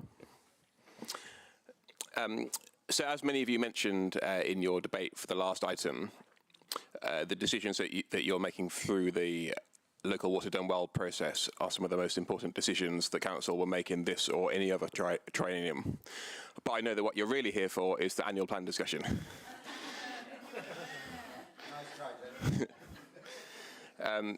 So I'll give you a quick sort of reminder of the overall plan in light of the legal advice and so on, and then I'll hand over to Niall to talk you through some of the detail of the report. So we've been following the new legislation as it's been gradually introduced to make sure that we're meeting our requirements both under that and under the Local Government Act. And what we're doing is the water consultation on the decision that you've just made, which will, if that decision becomes final, turn into a consequential amendment to the long-term plan. And through a separate process, doing an annual plan for all of the other changes, which are generally the sort of more business as usual changes compared to what was in the long-term plan for year 2. Our strong recommendation in the report is that we focus the consultation on the water and rates changes only, and that we use an informed approach to keep the public updated on the matters that matter to them through the annual plan, rather than engaging on that, rather than consulting on the annual plan. We have tested that approach with our external legal advisors since we sent the report, or since you've received the report, and that they've sort of supported our approach. If anything, they think our classification of the annual plan as medium significance is slightly overblown. They think it's probably low/medium. Either way, it's certainly not high significance and doesn't require consultation, and therefore our recommendation remains that we focus the consultation purely on the waters and rates issues. That's all I wanted to say up front, so I'll hand over to Niall to talk you through a bit of the detail. Kia ora, everyone. I just wanted to canvass a couple of key topics in the report. Firstly, I'll talk about the targeted rates. So as was alluded to in the previous agenda item, a key part of the way that we currently collect revenue for our water activities is through our general rate, and a key part of the local Waters Done Well framework is having separation and ring fencing of waters related revenue. So in our view, that means that we cannot continue with the present general rate as we currently do. So the intention is to separate out our rating into 3 separate targeted rates for water supply, wastewater and stormwater. Associated to that, we need to remove several rates from our rating structure, and that is the government compliance rate, our service use rates, and the other general rate category that we currently have. In order to establish those rates, we need to make some amendments to our revenue and financing policy, and those changes don't require an audit process. Because they are not deemed to be significant changes. Essentially what we're doing is carving out what we already collect revenue through the general rate and separating that out into 3 separate rates set on broadly the same basis as we currently do. We will report back to you in February, at your February meeting, with that policy update, so that you can see what that looks like and the funding needs analysis that will support that, and give you those specific definitions and more detail around each of those targeted rates. What we're proposing is that we put that out for public consultation alongside the waters delivery options that were discussed in the previous agenda item. In regards to financial contributions, you will have seen in the agenda paper that follows around Plan Change 12, there have been financial contributions proposed as part of that to be incorporated within the district plan. And the hearings panel, the independent hearings panel on Plan Change 12 have made some recommendations in that regard, and that's considered in the paper by Mark Roberts. From an LTP and an annual plan perspective, what we are seeking today is your decision and your instruction to staff to go away and investigate options that would enable the future collection of financial contributions so that we can bring back information to you on what those next steps are to collect financial contributions in the future. There are a number of things that we need to give consideration to as part of that, and so we'll report back to you in February with that detail. As per the agenda item, you will have seen the LTP contains a number of forecasting assumptions, and most of those remain applicable as we head into year 2 of our LTP period. We are, however, suggesting to Council that we update our assumptions around inflation and interest rates, and we're recommending that we use the Burl adjusters for our inflation assumptions. You will have also noted in the report that we have just referenced there the reduction in subsidy from NZTA, which results in a 21.9 million reduction in subsidy for year 2 of this annual plan. Staff are recommending that we roll over our development contributions policy in this coming financial year, and that will allow time for us to consider decisions in relation to the water outcome and review that policy in line with the timetable that we have for our waters process. With respect to the wider budget changes for the annual plan, you will have seen on page 105 of Diligent that we have set out some considerations for you that we're seeking decisions from you today. There are a number of change requests that have been put forward, and that relates to our 2025 local body elections. Just would like to make one change to that in regards to the funding set aside for that. This change request relating to elections follows a briefing where staff presented different options to increase engagement around the triennial election. We've heard that direction that you provided, and we've prepared a plan and a budget to support that. That budget included $10,000 for a pulse survey. So what we've done since that workshop is we've refined that and essentially can reduce that budget from 170 to 160, and that budget will only relate to year 2 of this LTP. In regards to the local alcohol policy, you'll see there that we're seeking that $50,000 put forward to address the legal costs around the local alcohol policy development process. There's a request for a development contributions grant for small-scale community development activities, addressing illegal dumping, and the smart bin trial. Those are not currently provided in our annual plan budget, so depending on your decisions today, we will report back to you in February with the impact of that and how that looks as part of the overall annual plan. And I'm happy to leave it there, Madam Chair. Paula, can I just round off by just restating where that leaves the financial strategy measures. So as Niall says, not taking into consideration those optional changes, but with everything else that we've talked through, the other budget adjustments and the inflation adjustments, etc. The balancing the books position for year 2 is currently projected to be a deficit of 29 million. You'll be aware that the government is currently consulting on new levies around the water service regulators, and if that goes ahead and is still subject to consultation, that would potentially represent an additional cost of around $1 million in year 2. That's not currently budgeted. From year 3 onwards, our assumption is that cost, or most of that cost, would fall to the CCO, so wouldn't directly impact the council balancing the books consideration. The net debt position for year 2 is 1,318 million, and the debt to revenue position is 271, which I believe remains constant with what we predicted in the long-term plan. And as the report notes, staff remain confident that we'll be able to balance the books in year 3 as projected in the long-term plan.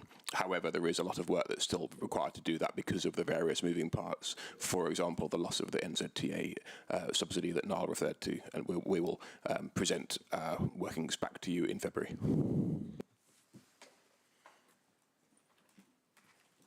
Thank you. Questions, Deputy Mayor O'Leary? Thank you. I just have one question on processing and then one question for the staff. Are we going to take on page 95 under C, Roman numerals 1, 2, 3, 4 and 5? You're just going to take those as separate motions? Obviously, Councillor Thompson and myself have one for the local body election, but I'm unsure if there are any others. So that's the process? Mayor Paula? Again? Yeah, that's right. Otherwise, we think we'd already said that, had we? Yeah. Thank you. Jane, I just have one question on page 90, well, it's part of the recommendation, page 96. Just in D, it talks about the new targeted rates from 1 July, and you kind of touched on this, but I just want to confirm with the targeted rate for water that on the first notice, or actually would be better, that residents will see a reduction of water charges now from their general rate, and then a line saying in your new targeted rate. That'll be 100% clear. They'll see a minus and a plus. The general rate will be lower as a result of it being separated out into the free waters rates. Whether there will actually be a minus showing an actual. Well, I'll hand over to Gary. He can probably better answer this than I can. Thanks. Deputy Mayor, agreed, and without other issues impacting it, that would be ideally what we would do. The one thing that I'm conscious of is this is a revaluation year, so the shift in valuations across properties from the impact of water this year versus water next year, so in general rate this year and targeted rate next year, will not be like for like because of the impact of valuations. But all of that we should transparently be able to put on a rates notice, right? Yes. Yeah. Yeah, okay. Thank you. Right, Councillor Wilson. Yeah, thanks, Mayor Paula. My question relates to the additional election funding. I understand from the workshop there were three options presented. There was a lot of discussion about the funds being allocated to encourage enrolment. Can I have the GM of that department just summarise exactly how the 170 would be spent? 160, sorry, with the 10,000 reduced, yeah.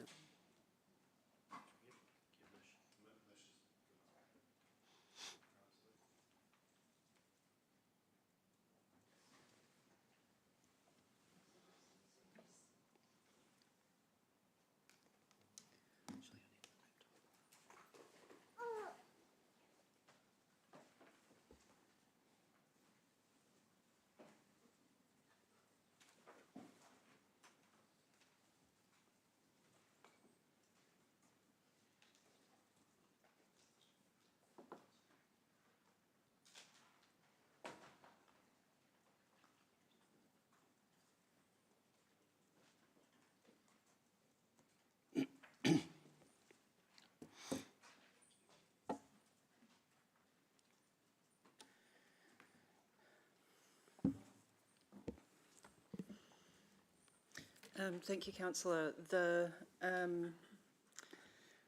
At a high level, the 170 was broken down by the team into 100 for communication and engagement, 60,000 for casual staff, and 100,000 for the pulse survey. Sorry, 10,000, not 100,000, 10,000. Thank you, Councillor. The casual staff is the calculation that we have made based on living wage for a number of people over the voting period to encourage people to enrol. The walk-in voting, which was asked for, which is quite time intensive, labour intensive, because you have to sit down and go through things with people. And the communication and engagement budget you'll see in the two-pager that's on page 117 of your agenda sets out at a high level what we'd be looking to incorporate in that campaign. As far as the sort of the external costs go, things like having a presence at the mall. So you might have seen during the national elections, the Electoral Commission had the stands at the malls where you could go and vote. So having that kind of a tactic to try and get people in the door. I'm just confirming what the details of the costs were on that. I don't have them off the top of my head. It also proposes like a mobile voting booth, so a van or similar to take to different parts of the community, go to different events to be able to encourage people to enrol and vote there. In terms of before we get to the enrol and vote stage, we'd be looking at the enrol stage to work on raising people's awareness of enrolment, and also looking at some major events that are sort of early, mid next year, so things like the Waikato Tainui Games and making sure that we can get staff and collateral there.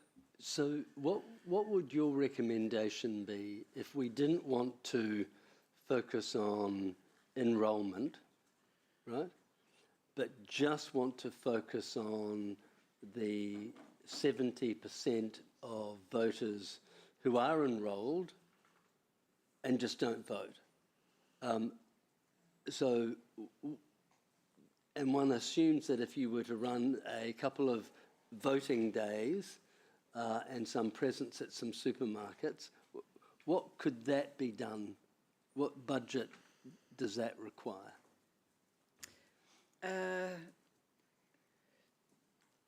I mean, I did raise this at the workshop, and my interpretation of how the workshop felt, it was quite split over the allocation of resources into enrolment, and obviously I'm frustrated that it's just been ignored. So, well, that was pretty clear. Yeah. So the feedback from the workshop was quite split. So what the team have put together was a proposal that we had to keep in mind making the deadline that we needed for the 12th of December. But effectively, if you took out the enrol piece, the big ticket items would be the van, the staff costs, and paying for the presence at the mall. What I would say is that we would then shift our focus to, if there's anything sort of low cost and easy, leveraging partners in the enrol space, then we would encourage them to pick up that work. With the voting space, what we would do is have a look at how much of the voting period we can cover with the budget that we're given, and what the best spend is and what the best reach is. So you don't want to recommend a figure. You're just waiting for us to. If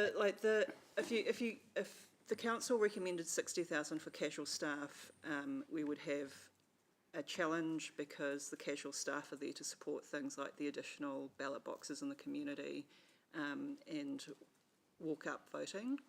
So if we get the staff but don't get any funding, extra funding to put into that, then we kind of can't have one without a little bit of the other, if you understand what I mean. But do you agree that the original figure in the LTP was for over 400,000 to cover the expense of the election? Yes. Okay. Yeah. And Mayor Paul, I'm trying to be helpful. Surprisingly, I'm trying to get a clear indication from staff as to the budget they would require just to focus on engagement on encouraging those enrolled to vote, which is a couple of day activity, polling days, because that is the figure that I will then try to move as an amendment. Sure. The question's quite clear, so have you got any answer to that? That piece of string to do that with? I could provide, if I can just jump in quickly, some indicative costs around a one-day event based on our Your Neighbourhood events. So on average, they are $25,000. So this would be a much larger scale Your Neighbourhood event, but that's our starting point around the one-day effort. The other figure I think that might be useful is the mall presence per mall per month will be around the $2,000 mark for each additional location. So can someone give Councillor Wilson a figure for what he's asking for? Because I think we're sort of hearing all these individual figures and it's a bit confusing. Sure. If we could have the staff budget of 60,000, which is based on the living wage, and if we had an additional 60,000, which would cover at least one event, it would get us the more locations for at least the month leading up to the elections. The staff would cover that. And the remainder would be on additional marketing and purchasing bins, extra bins, and the hardware that we need to make sure that we can secure them so they don't go for a wander. I think a colleague is also, you've dialed a Laura friend. Dana's, I think Laura Dana has worked on the detail around the campaign, but for example, the bins, the sleeves to go over them are $114 each, and then you need the bins on top of that. So Thank you. I do think we need clarity, and I think Lance is on the money, and Ewan's struggling because it's little strands of money here and there. We don't get a clear picture. Yeah, absolutely. So as part of our one pager that it's actually 3 pages that we put together, we have an indicative cost of around 72, 73,000 for the vote stage, which when we were in the information session, I heard very clearly that is where you want us to put our time and effort. As way of a short introduction, the plan before you is really based around hearing the feedback from the information session, that you want to do things differently to what has been done before, break down barriers to our untapped voters and those that are disengaged with the process, be accessible and be out in the community more, putting a face to council, and very much focusing on that voting stage. We all agree with that. We agree with trying, but we haven't got a price for it. So 73,000 is the figure you've just told me for the voting days. Correct. Thank you. Yep. On top of the 60? So on top of the 60 is just the staffing costs. The 72,500 is for the communications and engagement tactics. So that's the events, that's the extra bins that we want to put across the city and paint the city orange. That's for all of the tactics. So 133K for the two. Yeah. Right? Correct. Okay. Yep. Thank you. Right, cool. Any other questions, Councillor McIndoe? Thank you, Mayor Paula. And this is just building on Councillor Ewan's opening question. Mish, given that local body elections will be happening right around the country at that time, at least everywhere except Tauranga City, do we know what level of coverage, media profile there will be, particularly through advertising, perhaps in broadcast and print media, there is to encourage enrolment and participation right around the country? Have we got any idea based on either past practice or what's been notified so far? The indication that we've had from the Electoral Commission representatives around enrolment is that they don't have a huge amount of resource, and they will be relying on councils to promote enrolment if we want to do that as part of the local body elections. The other one that's coming up, which is kind of tangential to that, is the enrolment on the Māori roll, which is happening next year as well.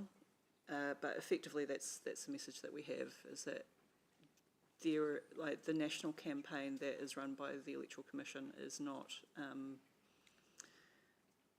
fulsome in the sense that their priority is the national elections, not promoting enrolment for local body. So not substantial, but there will be some. We understand so, yes. Yeah. Thank you. Councillor Huata. Just quickly, are these tactics, have you settled on these tactics? And why events just for Māori? Because I'd hate to see that we're looking at being exclusive, and why not just coordinate it with the big event? Also, why voting at marae when, I'm just thinking, have you just picked that out because it sounds Māori? So voting at marae, we've only got 2 marae in the city. If we just do it well at the community centres, then you've hit it. Yeah, those are my questions. And are you working with Waikato Tainu with this? I heard Jason Ake's name being chucked around. We'll see tomorrow. But they did very clearly say in the JMA meeting, our first one that we had that I was a part of, that they wanted to be a part of this. Thank you, Maria. Loredana Tukuingoa. I haven't met you before. Briefly. Yes, absolutely. The tactics are not set in stone. We're obviously here to get a decision on funding. It's just very much a high-level plan about what could be possible with what we heard from the information session. We have absolutely been working with Waikato Tainui.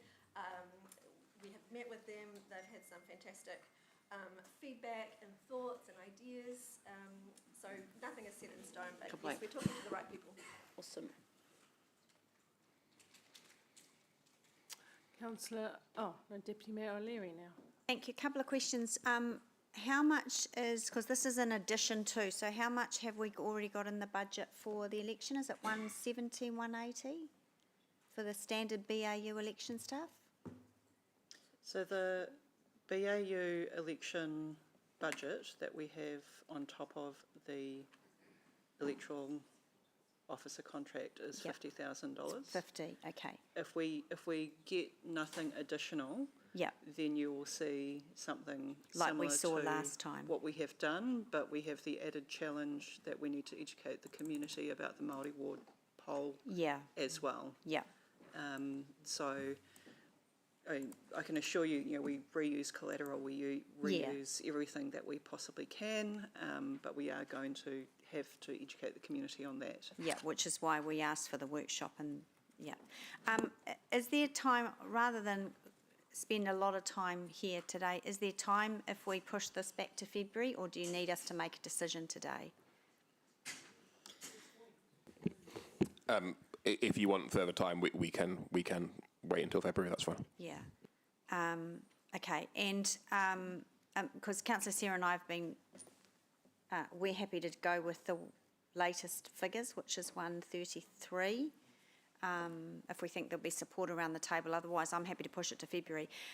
But other question is, I'm not interested in using money to get people to enrol, but the people who are already enrolled, is there still support in the resources to make sure that those enrolment details are correct so that they can vote? Because that is our job. So that functions would still be, or is that function in the already BAU stuff, or would that be part of this? Because I understood this, sorry, Mish, I understood this new resource will just be for, Sarah and I want it to be just for the voting phase. The boxes everywhere around the city, super easy to vote, super easy to access. So the way that what currently happens is when the voting papers go out, we don't tend to find out who's enrolment details are incorrect until someone calls and says, I don't have my voting papers. Yeah. And at that point in time, either my team or the electoral officer, their team, will look at it and try and help them with that. What you would see with the additional presence in, say, the malls or at our destinations would be not just have you voted, you can walk up and vote, but have you got your pack if you're not interested. If you don't have your pack, then we can have that interaction with them at the same time about why it is that they may not have gotten it. So we can have a look at the electoral roll. We can say to them, actually, your pack's gone to the wrong address. This is the process that you need to do to be able to vote now. Okay, thank you. Thanks, Mish. Look, I think there's a little bit of detail to come, into, particularly in terms of the costings. I'm comfortable to, Sarah and I will push it to February and put a motion on the table. I'm seeing nods around the table that that's okay, just so we can, because we don't want to get what we've always got in terms of voting turnout. It's too important, so. I guess, but yes. Yeah, but so the motion then, if it needs to be, will be to push it to a February workshop or whatever. Would it be helpful to us to send out a little table of The word sort of costs, like the option breakdowns, components? Yeah. So we'll quickly do that with Amy. So it gets it off the table for today, otherwise we're going to sit here for another hour, right? Because we love this part of the job, elections. Democracy, don't we? Yeah, well, that's right. Councillor Van Oosten. In light of Deputy Mayor Angela's suggestion, I can go offline. Any other questions on the staff recommendations, which are quite long in total? Yes. Question for clarification. In terms of the other, in terms of what's in here, are we essentially, we're not locking anything in? Say, for example, the additional items here, they'll be for financial modelling, included for financial modelling purposes, and is that covered by the fact it says this is to prepare a draft for consideration? That's correct. The more that you can lock down, well, not lock down, the more you can make decisions, it would be good if some of the change requests you could vote yes or no to today. What I would say is now that with the sort of split with the CCO with Waters, it makes it much harder to do, in fact, it makes it impossible to do live modelling. So it would be very helpful if we can be as clear as we can today on what we need to bring to February and not have too many moving parts in February. But nothing is absolutely locked down today.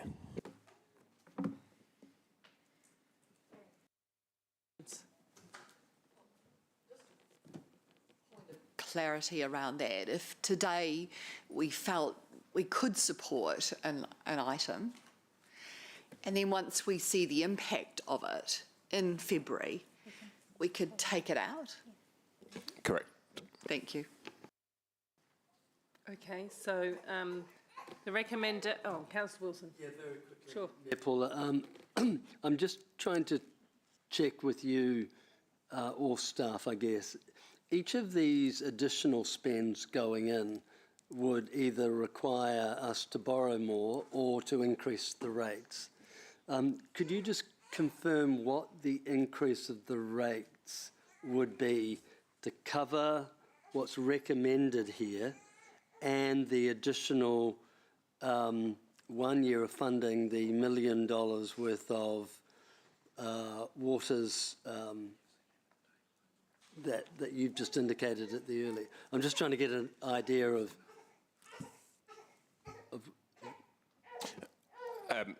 Yes, so it depends what exactly you want to tie back to. But the first thing I'd say is that the general rule of thumb is 1 million, 2.4 million expenditure is a 1% increase on rates. It's also worth bearing in mind that some of these costs are year 2 only. And others have ongoing costs, and it depends what your sort of bottom line is. Is it that you balance the books in year 3, in which case the election thing, for example, doesn't directly affect year 3, but some of the other change requests do. So for example, the illegal dumping one would have an impact on rates next year of about 0.1%. Others, so that the smart bin trial in isolation is negligible. It's pretty much zero. Yeah, but if you add a few of those together, you're looking at 0.1, 0.2%. And so, what would the cumulative total be? Of all of those change requests, about 0.2% in year 2, so 15.5 would become 15.7. But that doesn't include the waters. The waters thing, but bear in mind that cost would be year 2.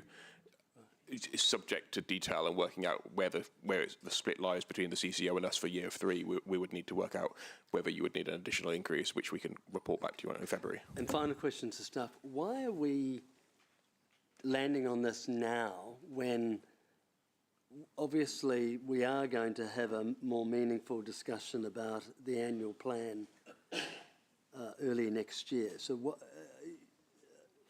What we want to do is present to you with as close to final as possible a draft annual plan in February.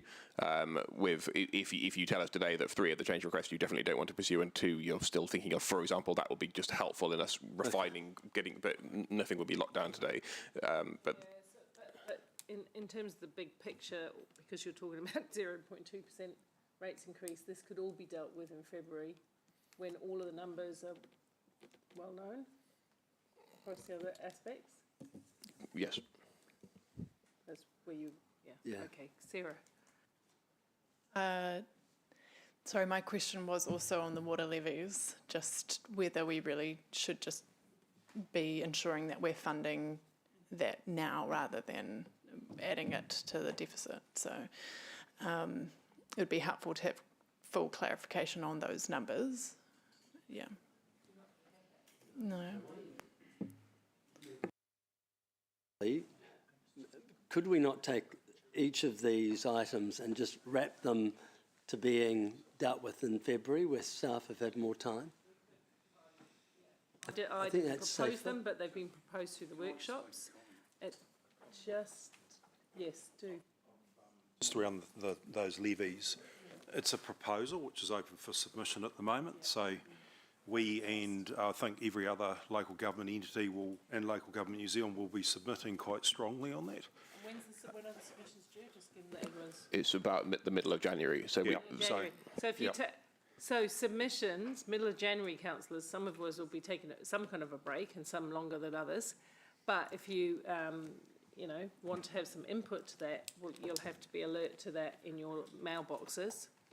And the other thing in their proposal is, in the submissions talking to people through LGNZ is when would they start charging those? And obviously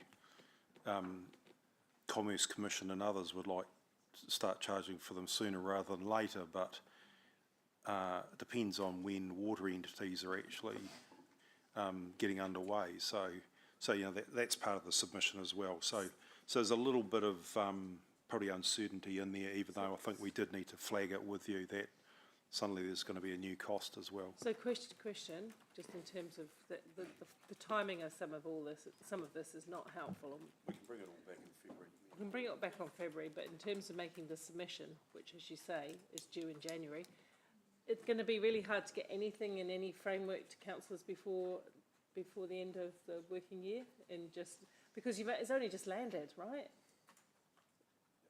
The scant detail that we have has only just landed, and we've got to digest all that and come up with a staff analysis in the first instance. So when could you get a staff analysis or something to us in terms of this levy and what it's going to mean for us? When should that happen? Andrew, are you able to say anything on that? I'm not trying to be difficult, but we can't let this one just sweep by and then find it was material when we come to... 100%. So the submission's been compiled in the normal process through Mark Broham. We've got a team that's water-centric that's looking at that. We've got a view based on our observations around the CCO models. So that's been compiled at the moment, and just looking at it, but I expect that would be just distributed in the normal manner as part of refining it. It's just unfortunate there are no other council meetings to go to Can to it be sign it off. distributed by email? At least gives those councillors who really feel strongly about this the chance to engage with The the Venerable material. Mark Bryan was all over the process, and you'll be familiar with Mark's regular submission process, so he'll be just doing the same thing for this. Okay. So Sarah, where does that leave you with your question? I'm Bit of happy. Christmas yeah, reading. Yeah, I'm happy to wait for Feb. I'm proposing, it may not be helpful, it isn't always, but those 1 to 5 numerals, that we note that those are matters of interest to council. We're doing a noting resolution, Amy, tell me if I can do this, that we note that those are considerations that we want to be fully costed and available for consideration in the February meeting, or some such better wording than that. Let's not do it today, and then let's get through the big, just those 1 to 5 ones? Something like, apologies, would something like this work? So preparing, but that further information being included concerning the following changes, change proposals? No, proposals. Yes, then it just remains a draft until that time of decision making, right, councillors?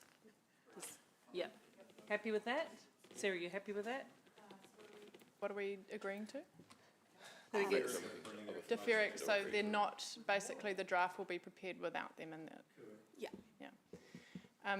I have one other question related to this, which is if we wanted to ensure that anything added is funded, you know, and if it needs to be funded by an additional 0.1 or 2% rates increase, then I'm just looking at J9, where it talks about the average rates increase to existing rate payers will be 15.5. Could we word that in a way that it's the draft will be based on that assumption or starting point or something, so that it's not, it's clear that we haven't made a decision on that? Is agreeable to council. If it is agreeable, once we know all the rest of the plan in February, then we've got way to move up to that. That's what you're suggesting. Yeah, just a wording which doesn't lock us in, that it makes it clear. It's just that that's what the draft will be based on as an assumption. You got that, Amy? Ish? Any other questions on anything? Angela? I've forgotten. No, on the levy submission, can we make it a staff submission so that it doesn't need sign-off from council? Because, I mean, I've read the documents, we're going to have to pay the levy no matter what, so. I agree, it should be staff submission. Okay. I'm just great. thinking that those of us who have an interest in keeping abreast should be given some detail. Because, you know, you never know when media or the community take an interest in, and if you're in the dark, then. I mean, often the process that Mark will run is if it just needs to go in, it'll go, and he may report it retrospectively to a committee. Yep. Yep. Excellent. Right, I'm going to so move this, by the way, and Deputy, you're going to? So it's being moved, it's been seconded. We'll go to debate. Oh gosh, I'm not quite ready in my head. Basically, I'm not going to say very much. It's been a long year. Thank you very much to James and team for the working through, which was actually a really complex combination of annual plan and long-term plan. And we would have only been doing a straightforward annual plan had it not been through for the requirement to do waters done well, local waters done well.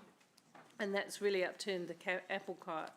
But having negotiated all the little details of the law, James and Niall, you've been able to come up with a way forward that is excellent and straightforward and doesn't put too much extra on the public for their consideration, which I think is really important at this time. So I'm happy to support it. And February, we come back fresh and we can look at it in absolute detail at that point in time. Any other debate? No, let's go to the vote. Oh, no. On the board, please, on the board, because it's material vote, so we will. Oh, it's coming? It is coming. Okay. Thank you.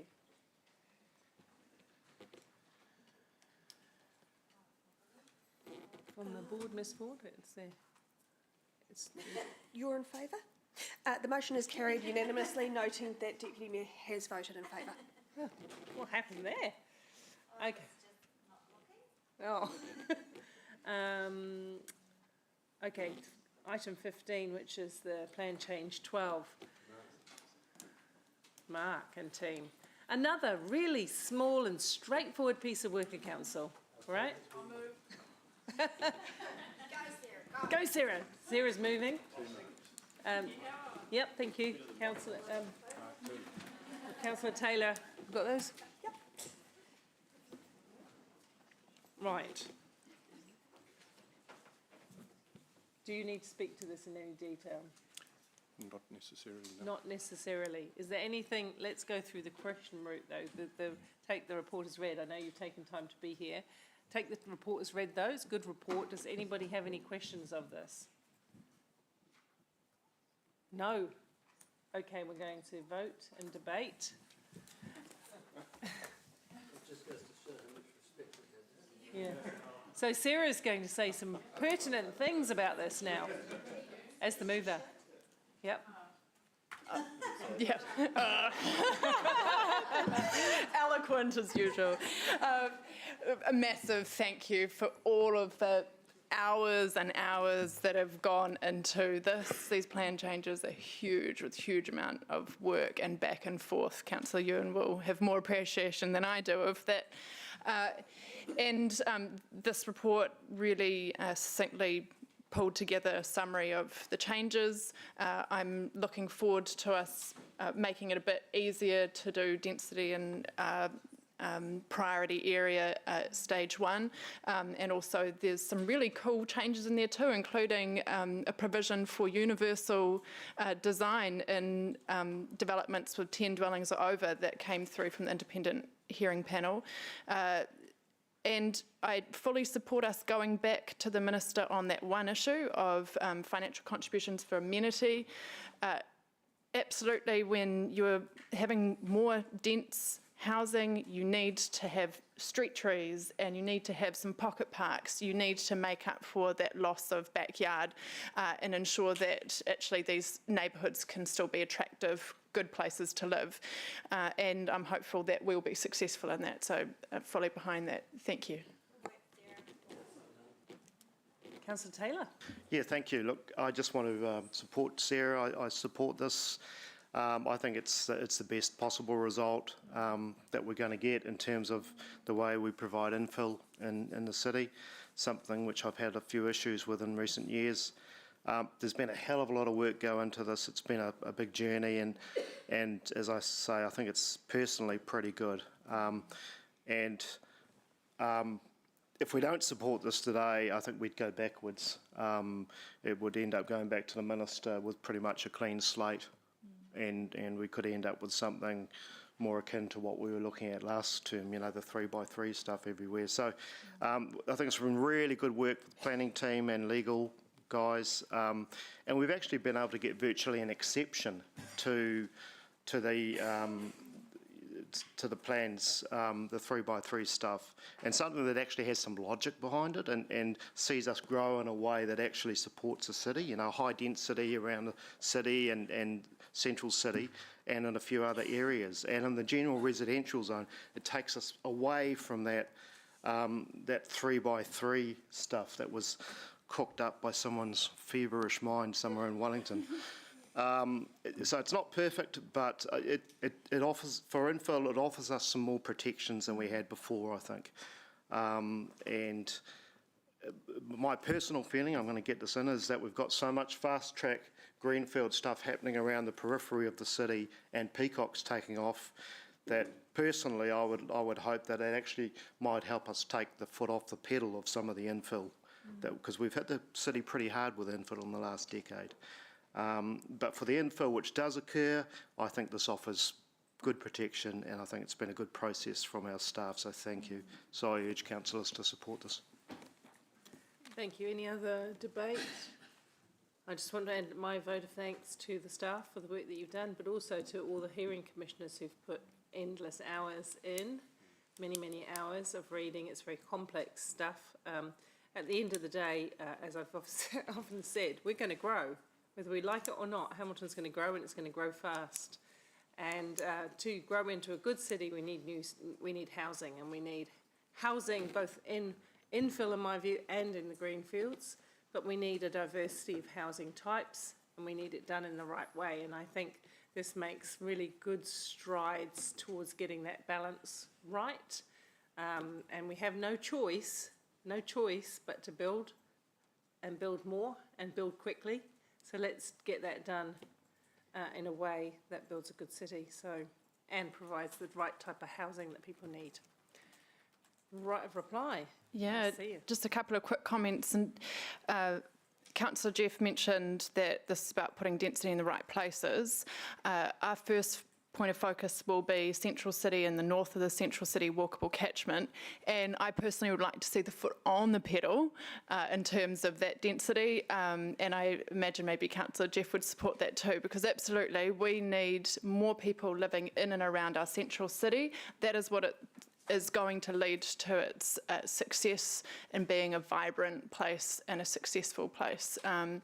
So I'm really keen to make sure that we keep looking at ways to encourage development, particularly in our Central City for inner city living. I think will make a big difference over the next 10 to 20 years for our CBD. Yep. Thank you. Everyone will go to the vote.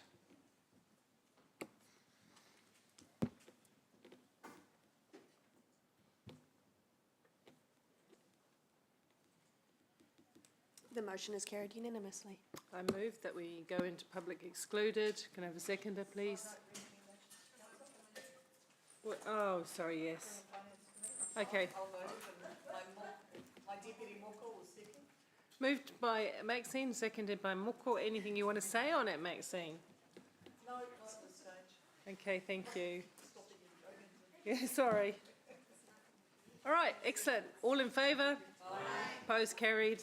I move that we go into public excluded, which is seconded by... You've got strategic risk and insurance. Oh, was it there? Just look. You had the run sheet? We took... No, we'll do it again. All right. Your move. Louisa moves. Emma seconds. All in favour? Opposed, carried. Thank you. Yes, there were two there. I thought they were both the same. Okay. And I have moved that we're going to public excluded. Angelis, Ewan will second. Doesn't matter. No, we're done. We're seconded. All in favour say aye. All opposed carried. We are now in public excluded. That was you. You beat